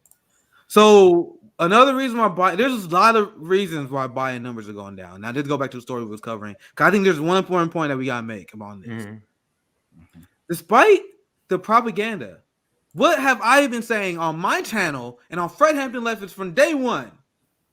I said this last year, and progressives got mad at me. I told you guys, if you think you're going to elect a neoliberal capitalist and you think he's going to handle the COVID-19 pandemic better, I said this multiple times. People were like, oh, you really think that Biden's going to be worse than Trump on this? He's going to be the same. They believe in the same fundamental economic policy and fundamental philosophy, the philosophy of capitalism that cannot handle a pandemic. Yeah, they all get to be. Thank you. I don't know why I always forget to bring that up, but thank you, Shah, because they do. They are like they all came out against the BDS movement. They voted. They voted. Let me find that article so I say it properly. I'm gonna just go Ilhan Omar.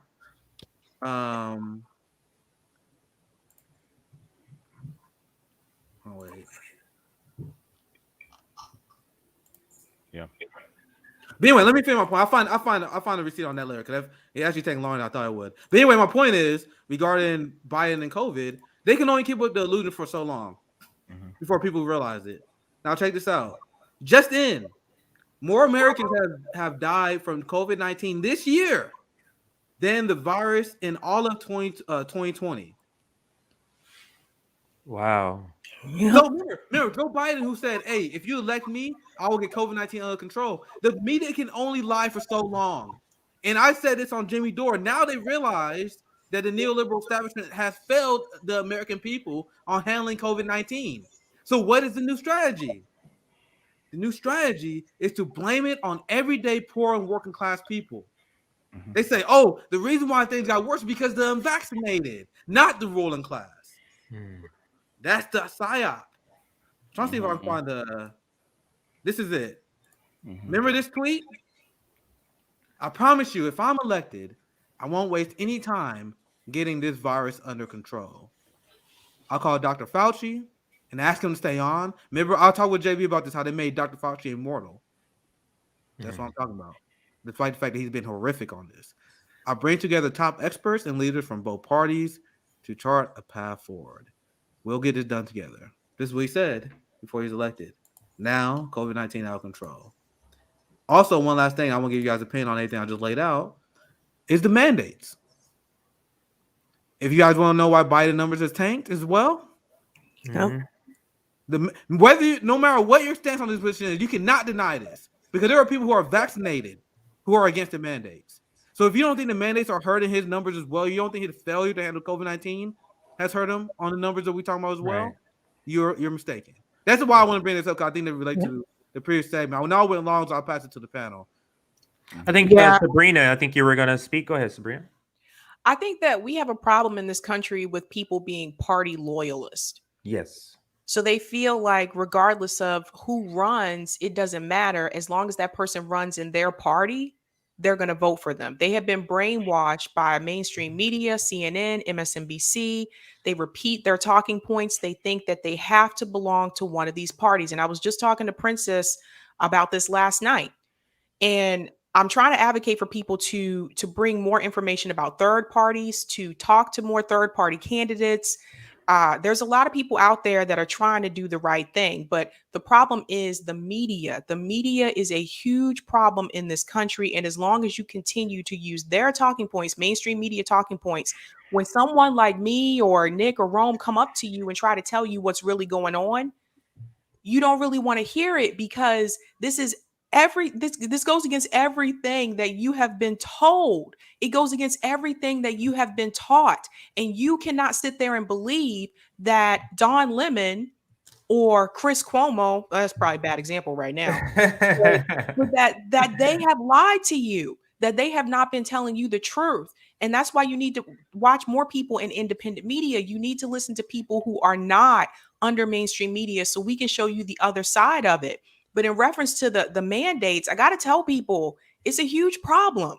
We have bus drivers who have quit, school bus drivers. They're like, I'm out. Now we got to bring in other people to drive kids to school.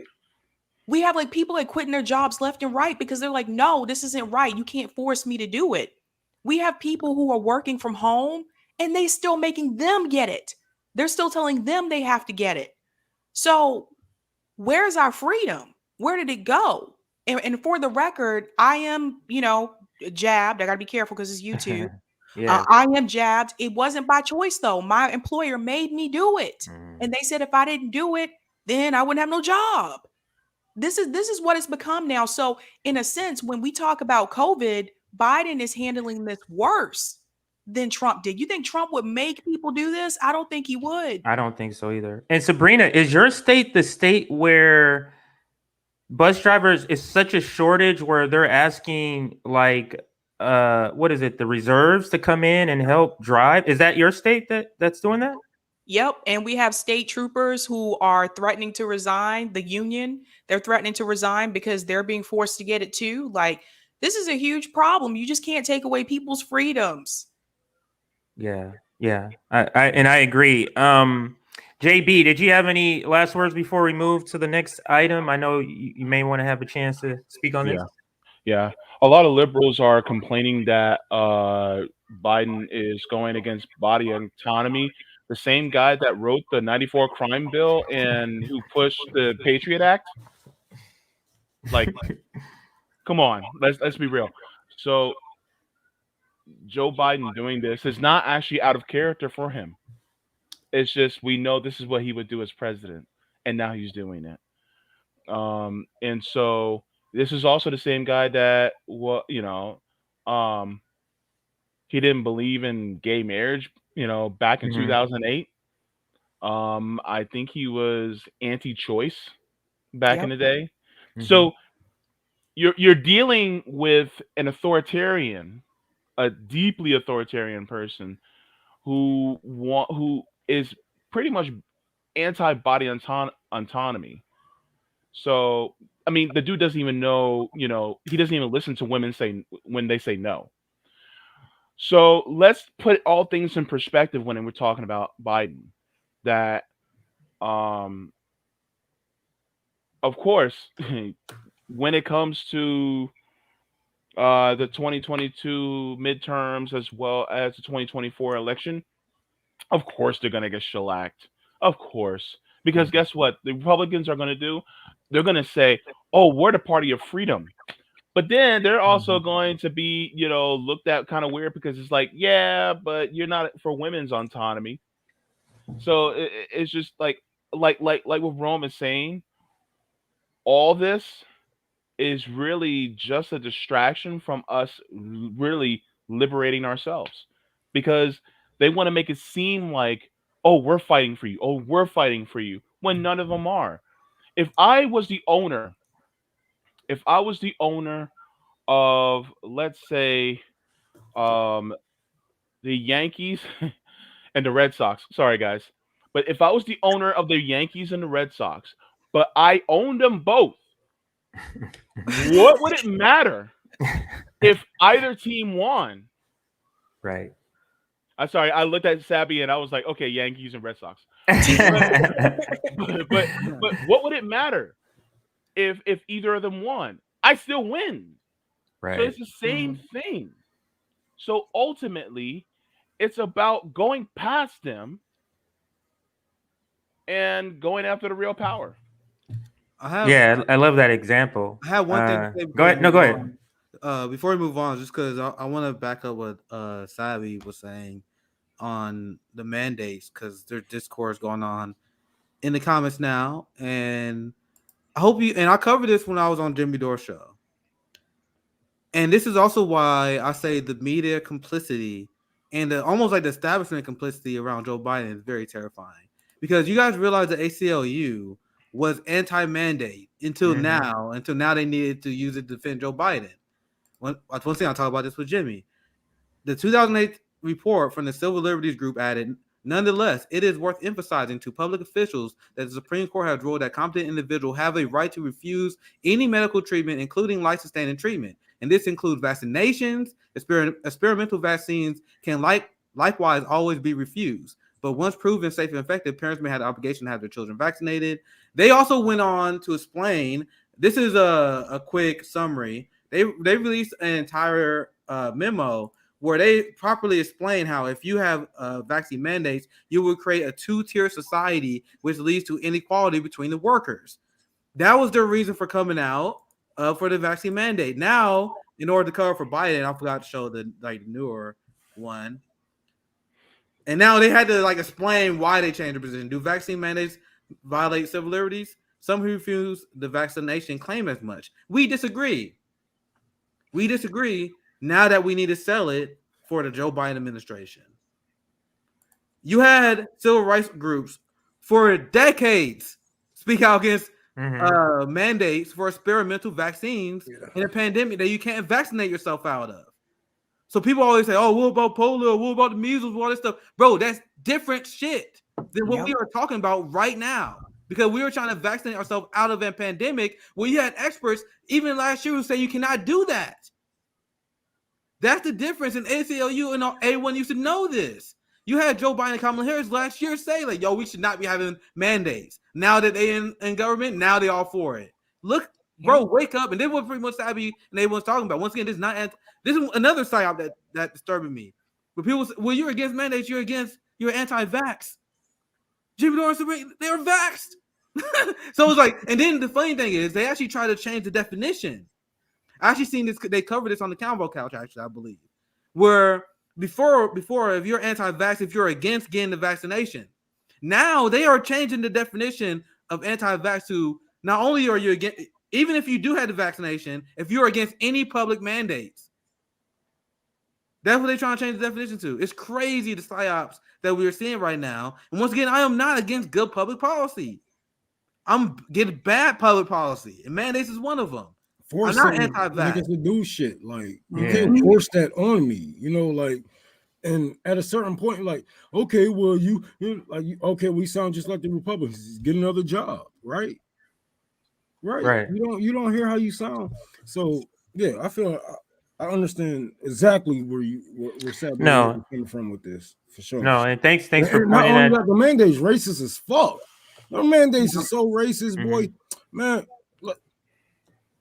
Well, and classes as hell. They racist in classes, but I see them for what it is. Just like I saw the abortion bills and all that. I know the truth behind a lot of these movements, but I know a lot of them have been co-opted by good people and they have good intentions now.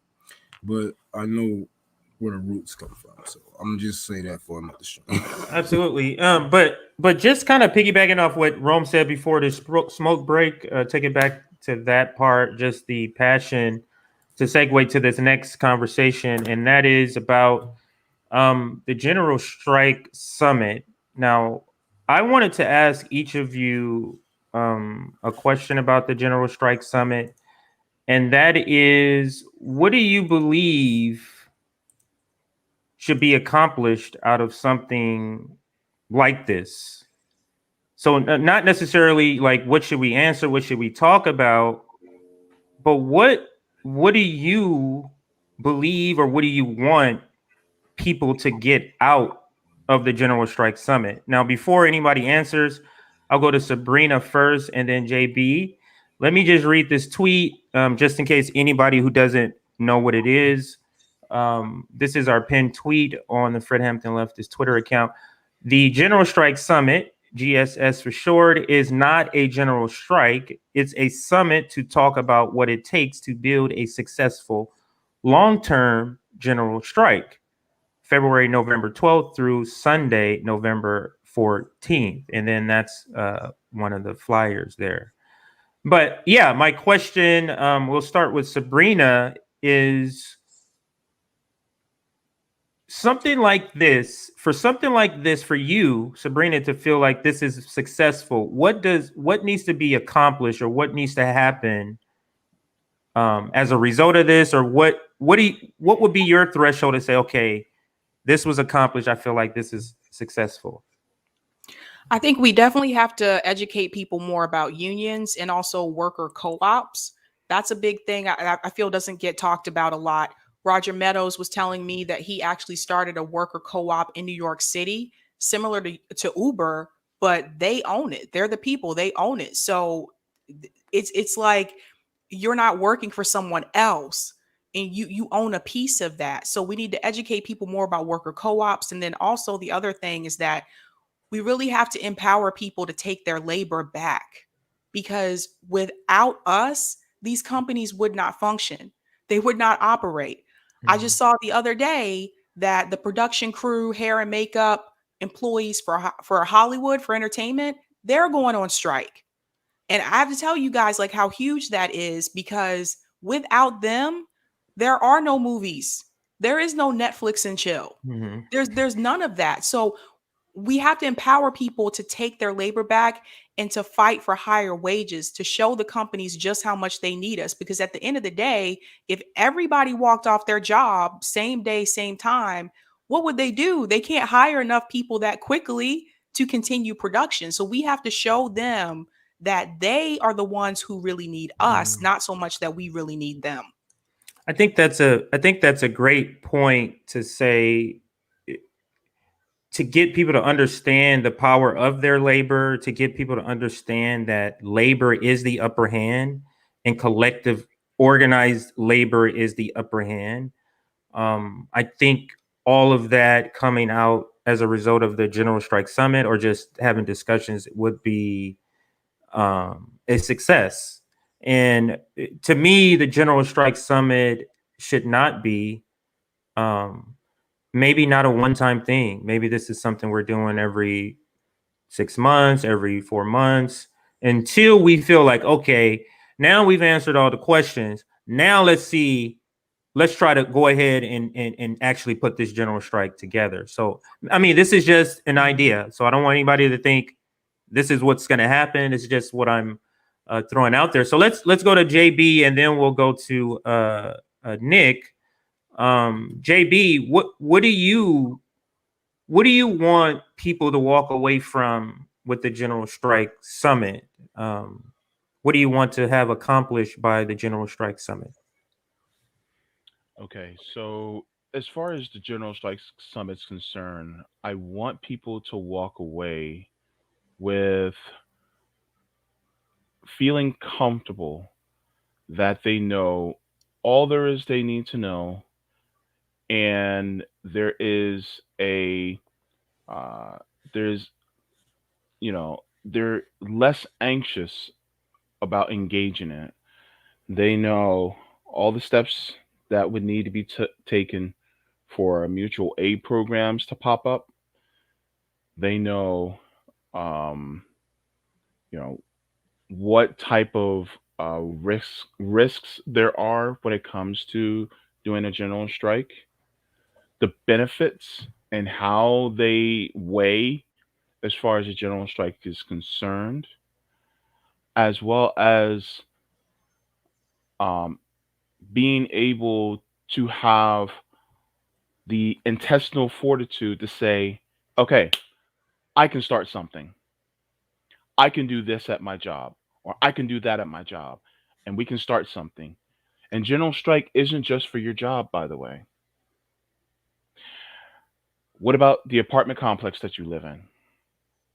What about the condo complex that you live in? People make tenants unions, things like that.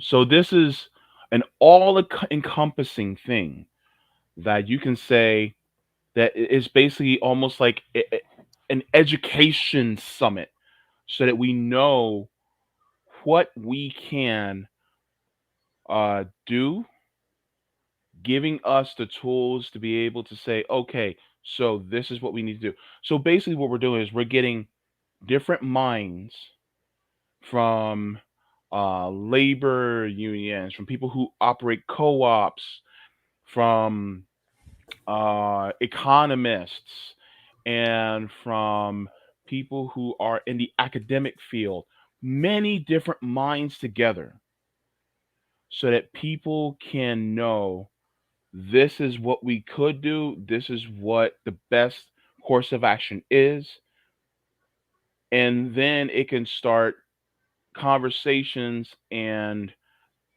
plans on, okay, when is the best time to start one, who can we involve, how do we get the messaging out, things like that. So I think that I want people to get more comfortable, and I also want people to talk about it more freely and share it, so that people are realizing the power that they have. You have power in your 2 feet. You have power in your hands. You have power in your mind. And so, because of that, we want people to realize that the oppressive class, they're basically trying to make you feel like you don't have it. And our job here at FHL is to make you realize that you do, and that it is in your best interest to wield that power. So that's what I'm looking for. That is absolutely 100% on point. And just to kind of piggyback off what one of the points you made, imagine, if at all, out of this, learning how to build a mutual aid infrastructure. Like just imagine that. Let's say if that's everything that we got out of the General Strike Summit, or doing all of these types of actions, is just being able to build an infrastructure, or a mutual aid infrastructure. So let's bring in Nick, and then we'll go to Rome. Same sort of question. Nick, what do you want to accomplish with the General Strike Summit? What do you hope people get out of it? Your thoughts, Nick? You guys have made a lot of great points, and there are a lot of great answers there. I always find it interesting when people who are just now getting introduced to me, or people who are just now getting introduced to this network, they say stuff like, because I'm a nerd, I like talking about current events, and I like talking about the evils that our government is responsible for. So people are like, all right, you say you can't, we shouldn't support politicians. You don't believe in electoral politics. I see a lot of social democrats use this as a guide. You don't believe in electoral politics. Then what? Then what's your plan? This. I told you the left should be in a nonstop state of organizing strikes, right? We should be constantly organizing general strikes. Whether they work or whether they fail is completely insignificant on whether we should be currently asking for a strike, right? Because we are owed everything by our capitalist class. They will continue to steal from your labor because they had to increase their revenue. They have to increase profit. It's a rat race. And when they run out of money, when it comes to selling out their products or their goods and services, they have to find it from somewhere. And they're going to find it through your labor. So we need to constantly be fighting the capitalist class. So to answer your question, by us having the General Strike Summit, I want us to build an infrastructure in which we can have massive leftist communication, so we can start massive civil disobedience on a level that we have never seen before. I told you guys I had dreams of grandeur with the channel, and this is why I think most of BreadTube is a joke. You don't see them organize shit like this. They just in their air-conditioned studios having dick measuring contests against each other. What I want to do is I want to build a true leftist coalition. That's why I got the International Leftist Coalition, so we can do it across state lines as well. So let's say we had a General Strike Summit. I know there's people that coordinate different strikes, a lot of different general strikes. All right, let's keep going after that. Let's build this worker network. We should all be knowing each other. All the activists should be knowing each other. So this guy asking, what mutual aid groups should we donate that will support this particular summit? These are the kind of stuff we want to talk about. Like, have these groups available. We got Topher Report, we have Affinity Group, and we want to bring all the mutual aid organizations together so we can have a strong proletariat that can actually wage opposition against the ruling class. If only we had 12.7 million followers to do this, by the way. If only we had that. So we are doing the best we can with the resources we have, because our leaders don't give a fuck. If you ask me what you think AOC should be doing, this. Imagine if I had 12.7 million followers on Twitter. You're working towards it. Shit I would give the establishment. The kind of shit I will organize. So it's not even about the general strike. Because also one more thing I want to raise. Right? You understand that they are escalating the police state. They're increasing police budgets. I don't know if you guys saw the new police construction that they are building to do riot protests and all this stuff. I think, honestly, at this point, in order to start the military-industrial complex, state violence, police violence, it's going to take more than just strikes. It's going to take civil disobedience on a massive level. So general strikes is just getting started. Because, by the way, the billionaires stole all the wealth. They have all the wealth, right? So the idea of striking is to attack them at the wealth, right? Mm-hmm. What happens if they all right, we're going to ride this bitch out?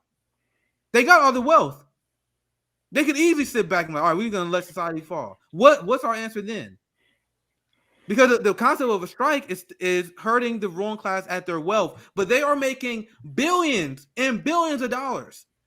Labor organizing right now is weaker than it's ever been. Weaker than it's ever been. You have union leaders that are betraying workers and they argue on behalf of the corporation instead of the worker. We saw that with the Frito-Lay strike. Right? That's what they did. I reported on my channel. Mhm. So imagine we even got a general strike started. What's stopping the union leaders from just fucking tanking it? These are the things we need to start discussing as a leftist coalition. And do I have answers on how we can stop that? Not necessarily. This is why we got to have a summit. Bring intellectuals up. I want to talk to people like I want to talk to Dr. Richard Wolff because he talks about general strikes a lot. I mean, I'm talking about not even just activists. I want real economic. I want people who are union, people to explain this kind of stuff to me because I'm at the point where I'm like, bro, like Rome talk about some real shit. Rome about to go next. But I'm like, if people are like turned off by like real revolution talk, what is our option? What is our option? Not coming through electoral politics. They're gonna do a lot, everything they can to shut down strikes. We gotta look at other ways to shut down police violence because I don't think even that gonna stop it. So we gotta look at a lot of different strategies, and that's why I think the start of this is. That's what I want to see, and we gotta answer a lot of these questions like those. So that's all. That's all I have. I'm here for I think the general strike has to answer these questions. We have to get, like you said, we have to get these people like Richard Wolff. We have to get academia. We have to get activists. We have to get mutual aid groups. Like it has to be a collective because that's what it's going to take for a real long-term general strike. Now, we do want to shout out. There's a general strike coming up on October 15th. We support that. Nothing wrong with that. And we do support that. Participate in that. We'll look for the website and hopefully give that out to you before the episode's over.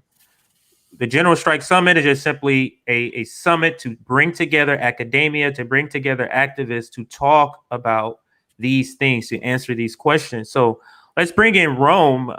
What do you want to have accomplished out of a General Strike Summit? What do you want people to come away from?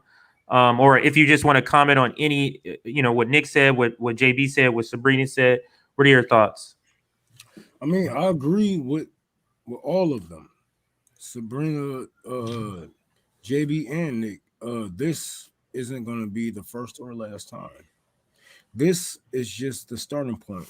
This is our roots right here. This is our seeds, I should say, that we are planting in the minds that's around us. You know what I'm saying? Not only around us, but in us. You know what I'm saying? Because it's a lot. Like Nick said, it's a lot that we have to learn ourselves. We are just bouncing ideas off of each other. But I think as long as we come together, they can't stop us. There is no way they can't stop us. We make everything. We are the laborers. We move everything. Whether you do shipment, welding, Walmart, to whatever your job is, believe that you have power. Believe that you have a voice. And if you don't have a voice, you can come over here and we will listen to you. We will hear you out. As long as you ain't on that bullshit. I ain't gonna lie to you. If you come on Commie's Corner on some bullshit and I'm high, I probably won't listen to you. But catch me on a good day and I probably will listen to you and hear you out. And it's so much that we got to learn off each other. It's so much that we have to do. This will not be the first or the last time that we are talking about a General Strike Summit. It's going to take way more than just the first time. And this is why I laugh at these people. Just like, when we did the Medicare for All March. That was just one march. Imagine if we did it every week or every month. And we kept up the pace and we did this and that. All right, then. So you never know how big movements can get. You never know who are you teaching, who you are influencing, who they know, and where they are planting the seeds that you gave them. So don't look at this like it's going to be all out and it's going to be all of the lefties are going to be there. We're going to have all of Hampton leftists because half of us probably won't be able to make it. Then what? Then you got to stand up for yourself, right? You can't hide behind our voices, our faces, our voices and shit. Like you got to really do that shit, right? And this is what it's all about. And this is all I expect from all of you is to teach what you have learned. try not to be, condescending with it, but just teach what you know and try not to turn back on people who disagree, because the world is so much bigger than your community. And once you move through your community and once you get so big in your community, you have to move out of your community. Then you got to teach these people. Then you got to teach these people in this state and this and that. The world is way bigger than what you think. And we have so many people to teach. So even if there is a general strike summit and for Hampton Leftists is only pulling, I don't want to wish bad luck, let's say 200 followers, 200 viewers live.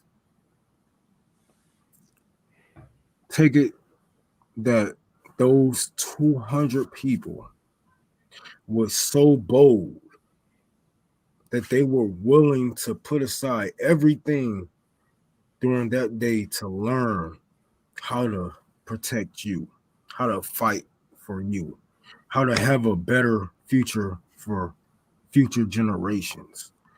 So the numbers don't count. Because if you look at it right now, who control the government? 1%. 1%. That's why I laugh at people when they say, it was only so many people at this strike or so many people at this march. Only 1% control our whole country. 350 million Americans. But we're going to teach, and that's the only thing I expect from y'all. If y'all learn anything, is to teach what you know. The one thing I want to add to discussion, I'll be real quick. Do not listen and do not allow the CIA leftists to kill our momentum. And when I say CIA leftists, I'm not accusing them of being the CIA, but I have covered, and I think every leftist needs to re-up on how the CIA infiltrated the left that we know because of the Freedom of Information Act. I have covered it extensively on my show. Yeah. One thing they do is they tell us to ease caution. We gotta have decisions go through certain channels because those channels, they know it won't work if you go through those channels. They always want to bring up irrelevant issues that could be solved instead of moving forward. They all pretty much say, "Hey, calm down. You gotta trust the people in proper authority to move stuff forward." So there are going to be people, and I've seen them already. These people are like, "Oh, you can't have a general strike. The general strike is too hard." And you guys know my response to that? The question is this simple: Do you think we should have a general strike or not? Yes or no? Yes. If your answer is no, you are a deeply unserious clown. And I'm not missing words here. You are a clown of the highest order if you think we should not have a general strike right now. Okay, so that handled the no answer, right? Yeah. If you think we should have a general strike, what are you bitching about? Oh my God. Right. If you think we should have a general strike, let's get started. Right. That's the point of the general strike summit. Yes or no? I don't believe. But Nick, they're to the left of you. They're closest to the left of you in Congress. I mean, why would you shit on these people? Why would you drag them through the mud, Nick? Because they ain't doing nothing. Because they closest to the left of me. And that's too. Why. Because they closest to the left as me. So if you get close to the left as me and you talking about, oh, well, I've got to fund Israel. Oh, wow. Let's go over to the right. Because you know what? That's where you belong. And what Roman's saying is on point. And this last thing I want to say, I'll pass it to CJ, is that the reason why they go against the Medicare for All marches, the reason why they go against the force to vote, and these same people, I already seen them talking shit about a general strike. You know why they do this? Rome already alluded to this. They cannot have any challenge to the left of the Overton window of their favorite politician. Mm-hmm. So if AOC does not support a general strike, they don't support it. And AOC don't support force to vote, they don't support it. And AOC don't attend the Medicare for All march, they don't support it. Not only that, they will turn against the march because they want to give an excuse of why their favorite politician did not support it. This is why I call them the CIA left. And we should not allow them to kill the momentum of our strike. You either with us or you are for the establishment. And there are people who think that's unfair, but things are so crazy right now. We need to draw that line in the sand. If you got criticism of the general strike, that is perfectly okay. But you either help or get the fuck out of the way. It's just that serious. But I'm done. It is that it is literally that simple. It's literally on the battlefield. It's either you picking up this revolution with me or you in the way. So move out of the way. That it's it. It's not. I don't have a time for conversation. You're gonna try to convince me of how we should. No. Like just move out of the way. So I absolutely get it. So I think we kind of got everybody's answer for what they want to see. I will just show the flyer one more time. It's going to be November 12th through November 14th. Some of the guests, I just want to, some of the people I think me and Nick talked about, and all of our friends, I think, have reached out to us. From Comrade Misty to Case Study. Like, I didn't even know I knew who Case Study was, but he was like, it was almost like a Twitter celebrity to me. And he just reached out, Hardline Media, Franco Analysis, the Convo Couch, like Ron Placone. Yeah. The people who are real deal, they heard this idea and they're like, hell yeah. Yeah, they're on board. So we want to try to put this together. So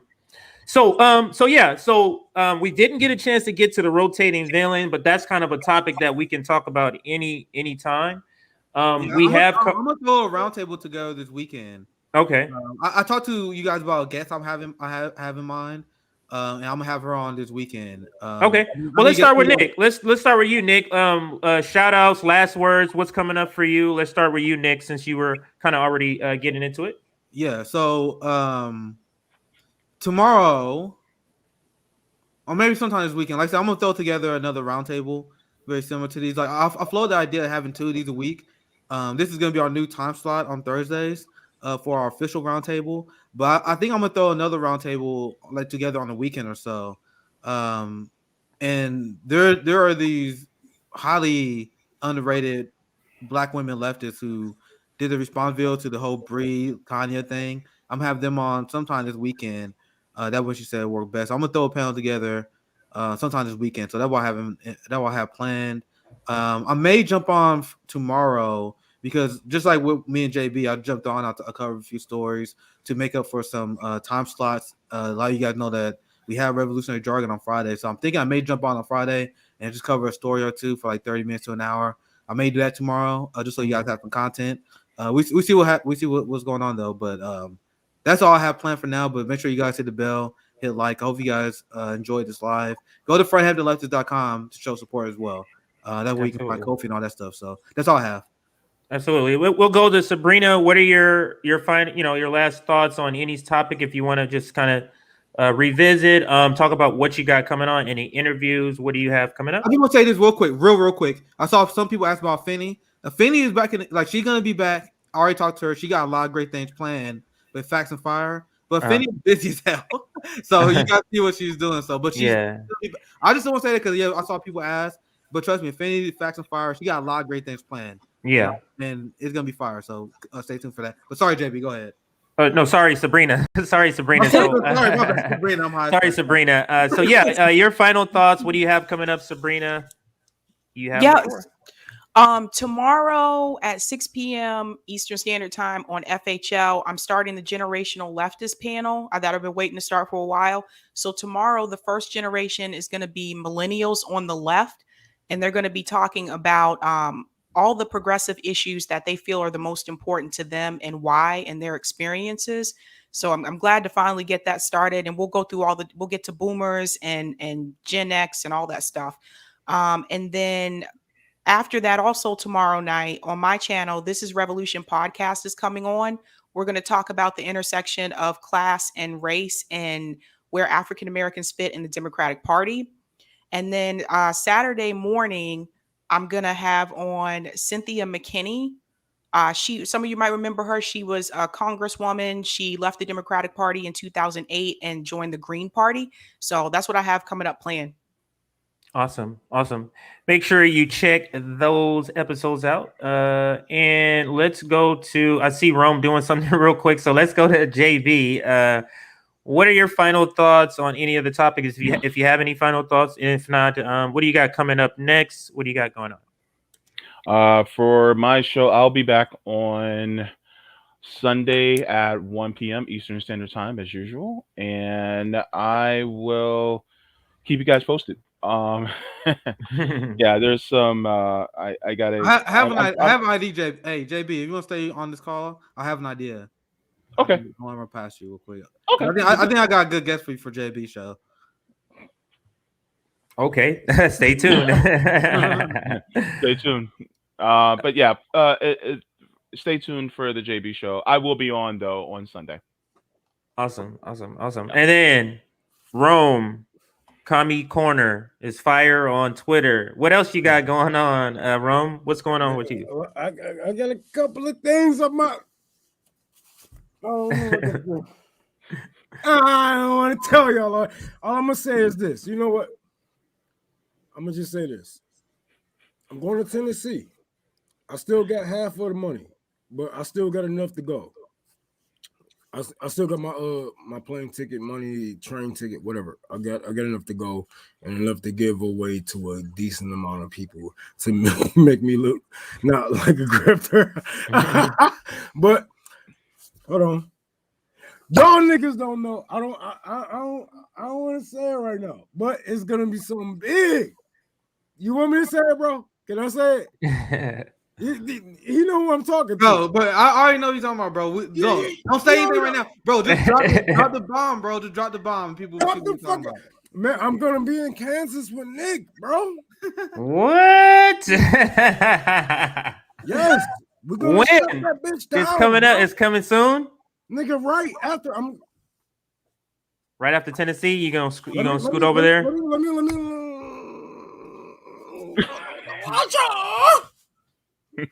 Karate chop this shit down, man. I'm mad it's not the season, bro. I'm trying to get Roman one of these barbecues. I'm mad not the season. We're gonna do that here soon, though. Soon. I know what I'm gonna cover on Friday. I know we're a little bit over time. I'm not gonna go into it. I just saw this headline right now. It says Scoop. Bernie Sanders' office says he secured a commitment for Senator Schumer that the U.S. will send additional humanitarian aid to the Palestinians in Gaza. But as a result, Sanders will vote yes on the extra $1 billion in Iron Dome funding. Yeah, I saw that. Israel military. Yeah, I saw that. That's crazy. Bro, I'm gonna cover this tomorrow. I got so much to say about this. That's crazy. Okay. I'm gonna save it for tomorrow. I'll be tomorrow. I'll cover that. Yeah, save it for tomorrow. That nigga pushed so Rome was in the middle. Were you done, sir, or were you still kind of? I'm going to Tennessee. Right after I step out of Tennessee, because I think we're about to start fundraising for Kansas, right?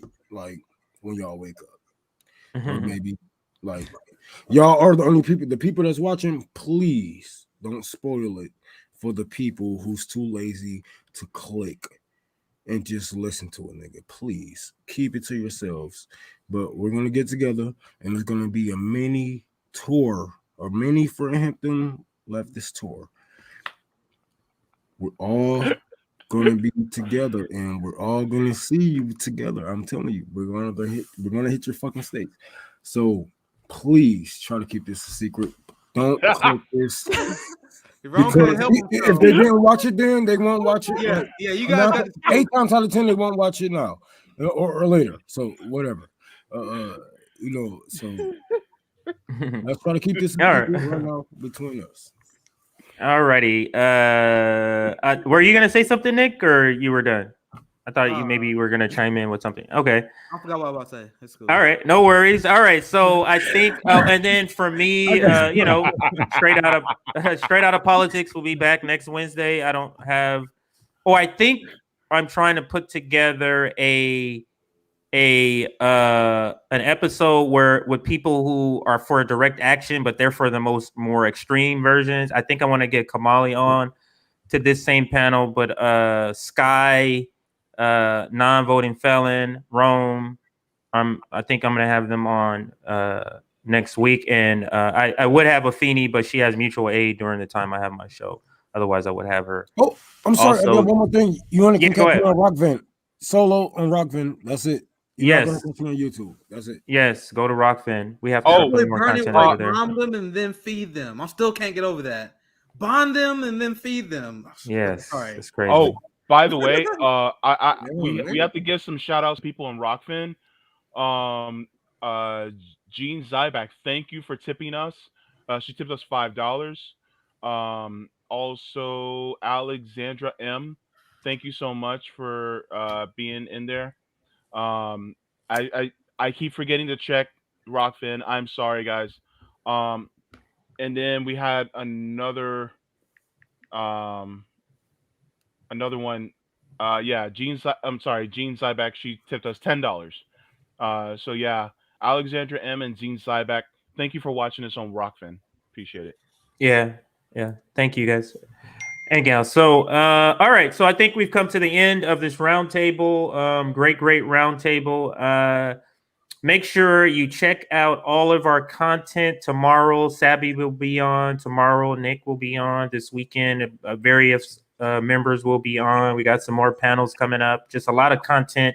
Make sure you support us on Ko-fi.com. Also, we still have Patreon for those who don't have Ko-fi. You can go to Patreon and still support FHL. Other than that, we're signing off. Thank you for joining us. We'll see you next week, same time.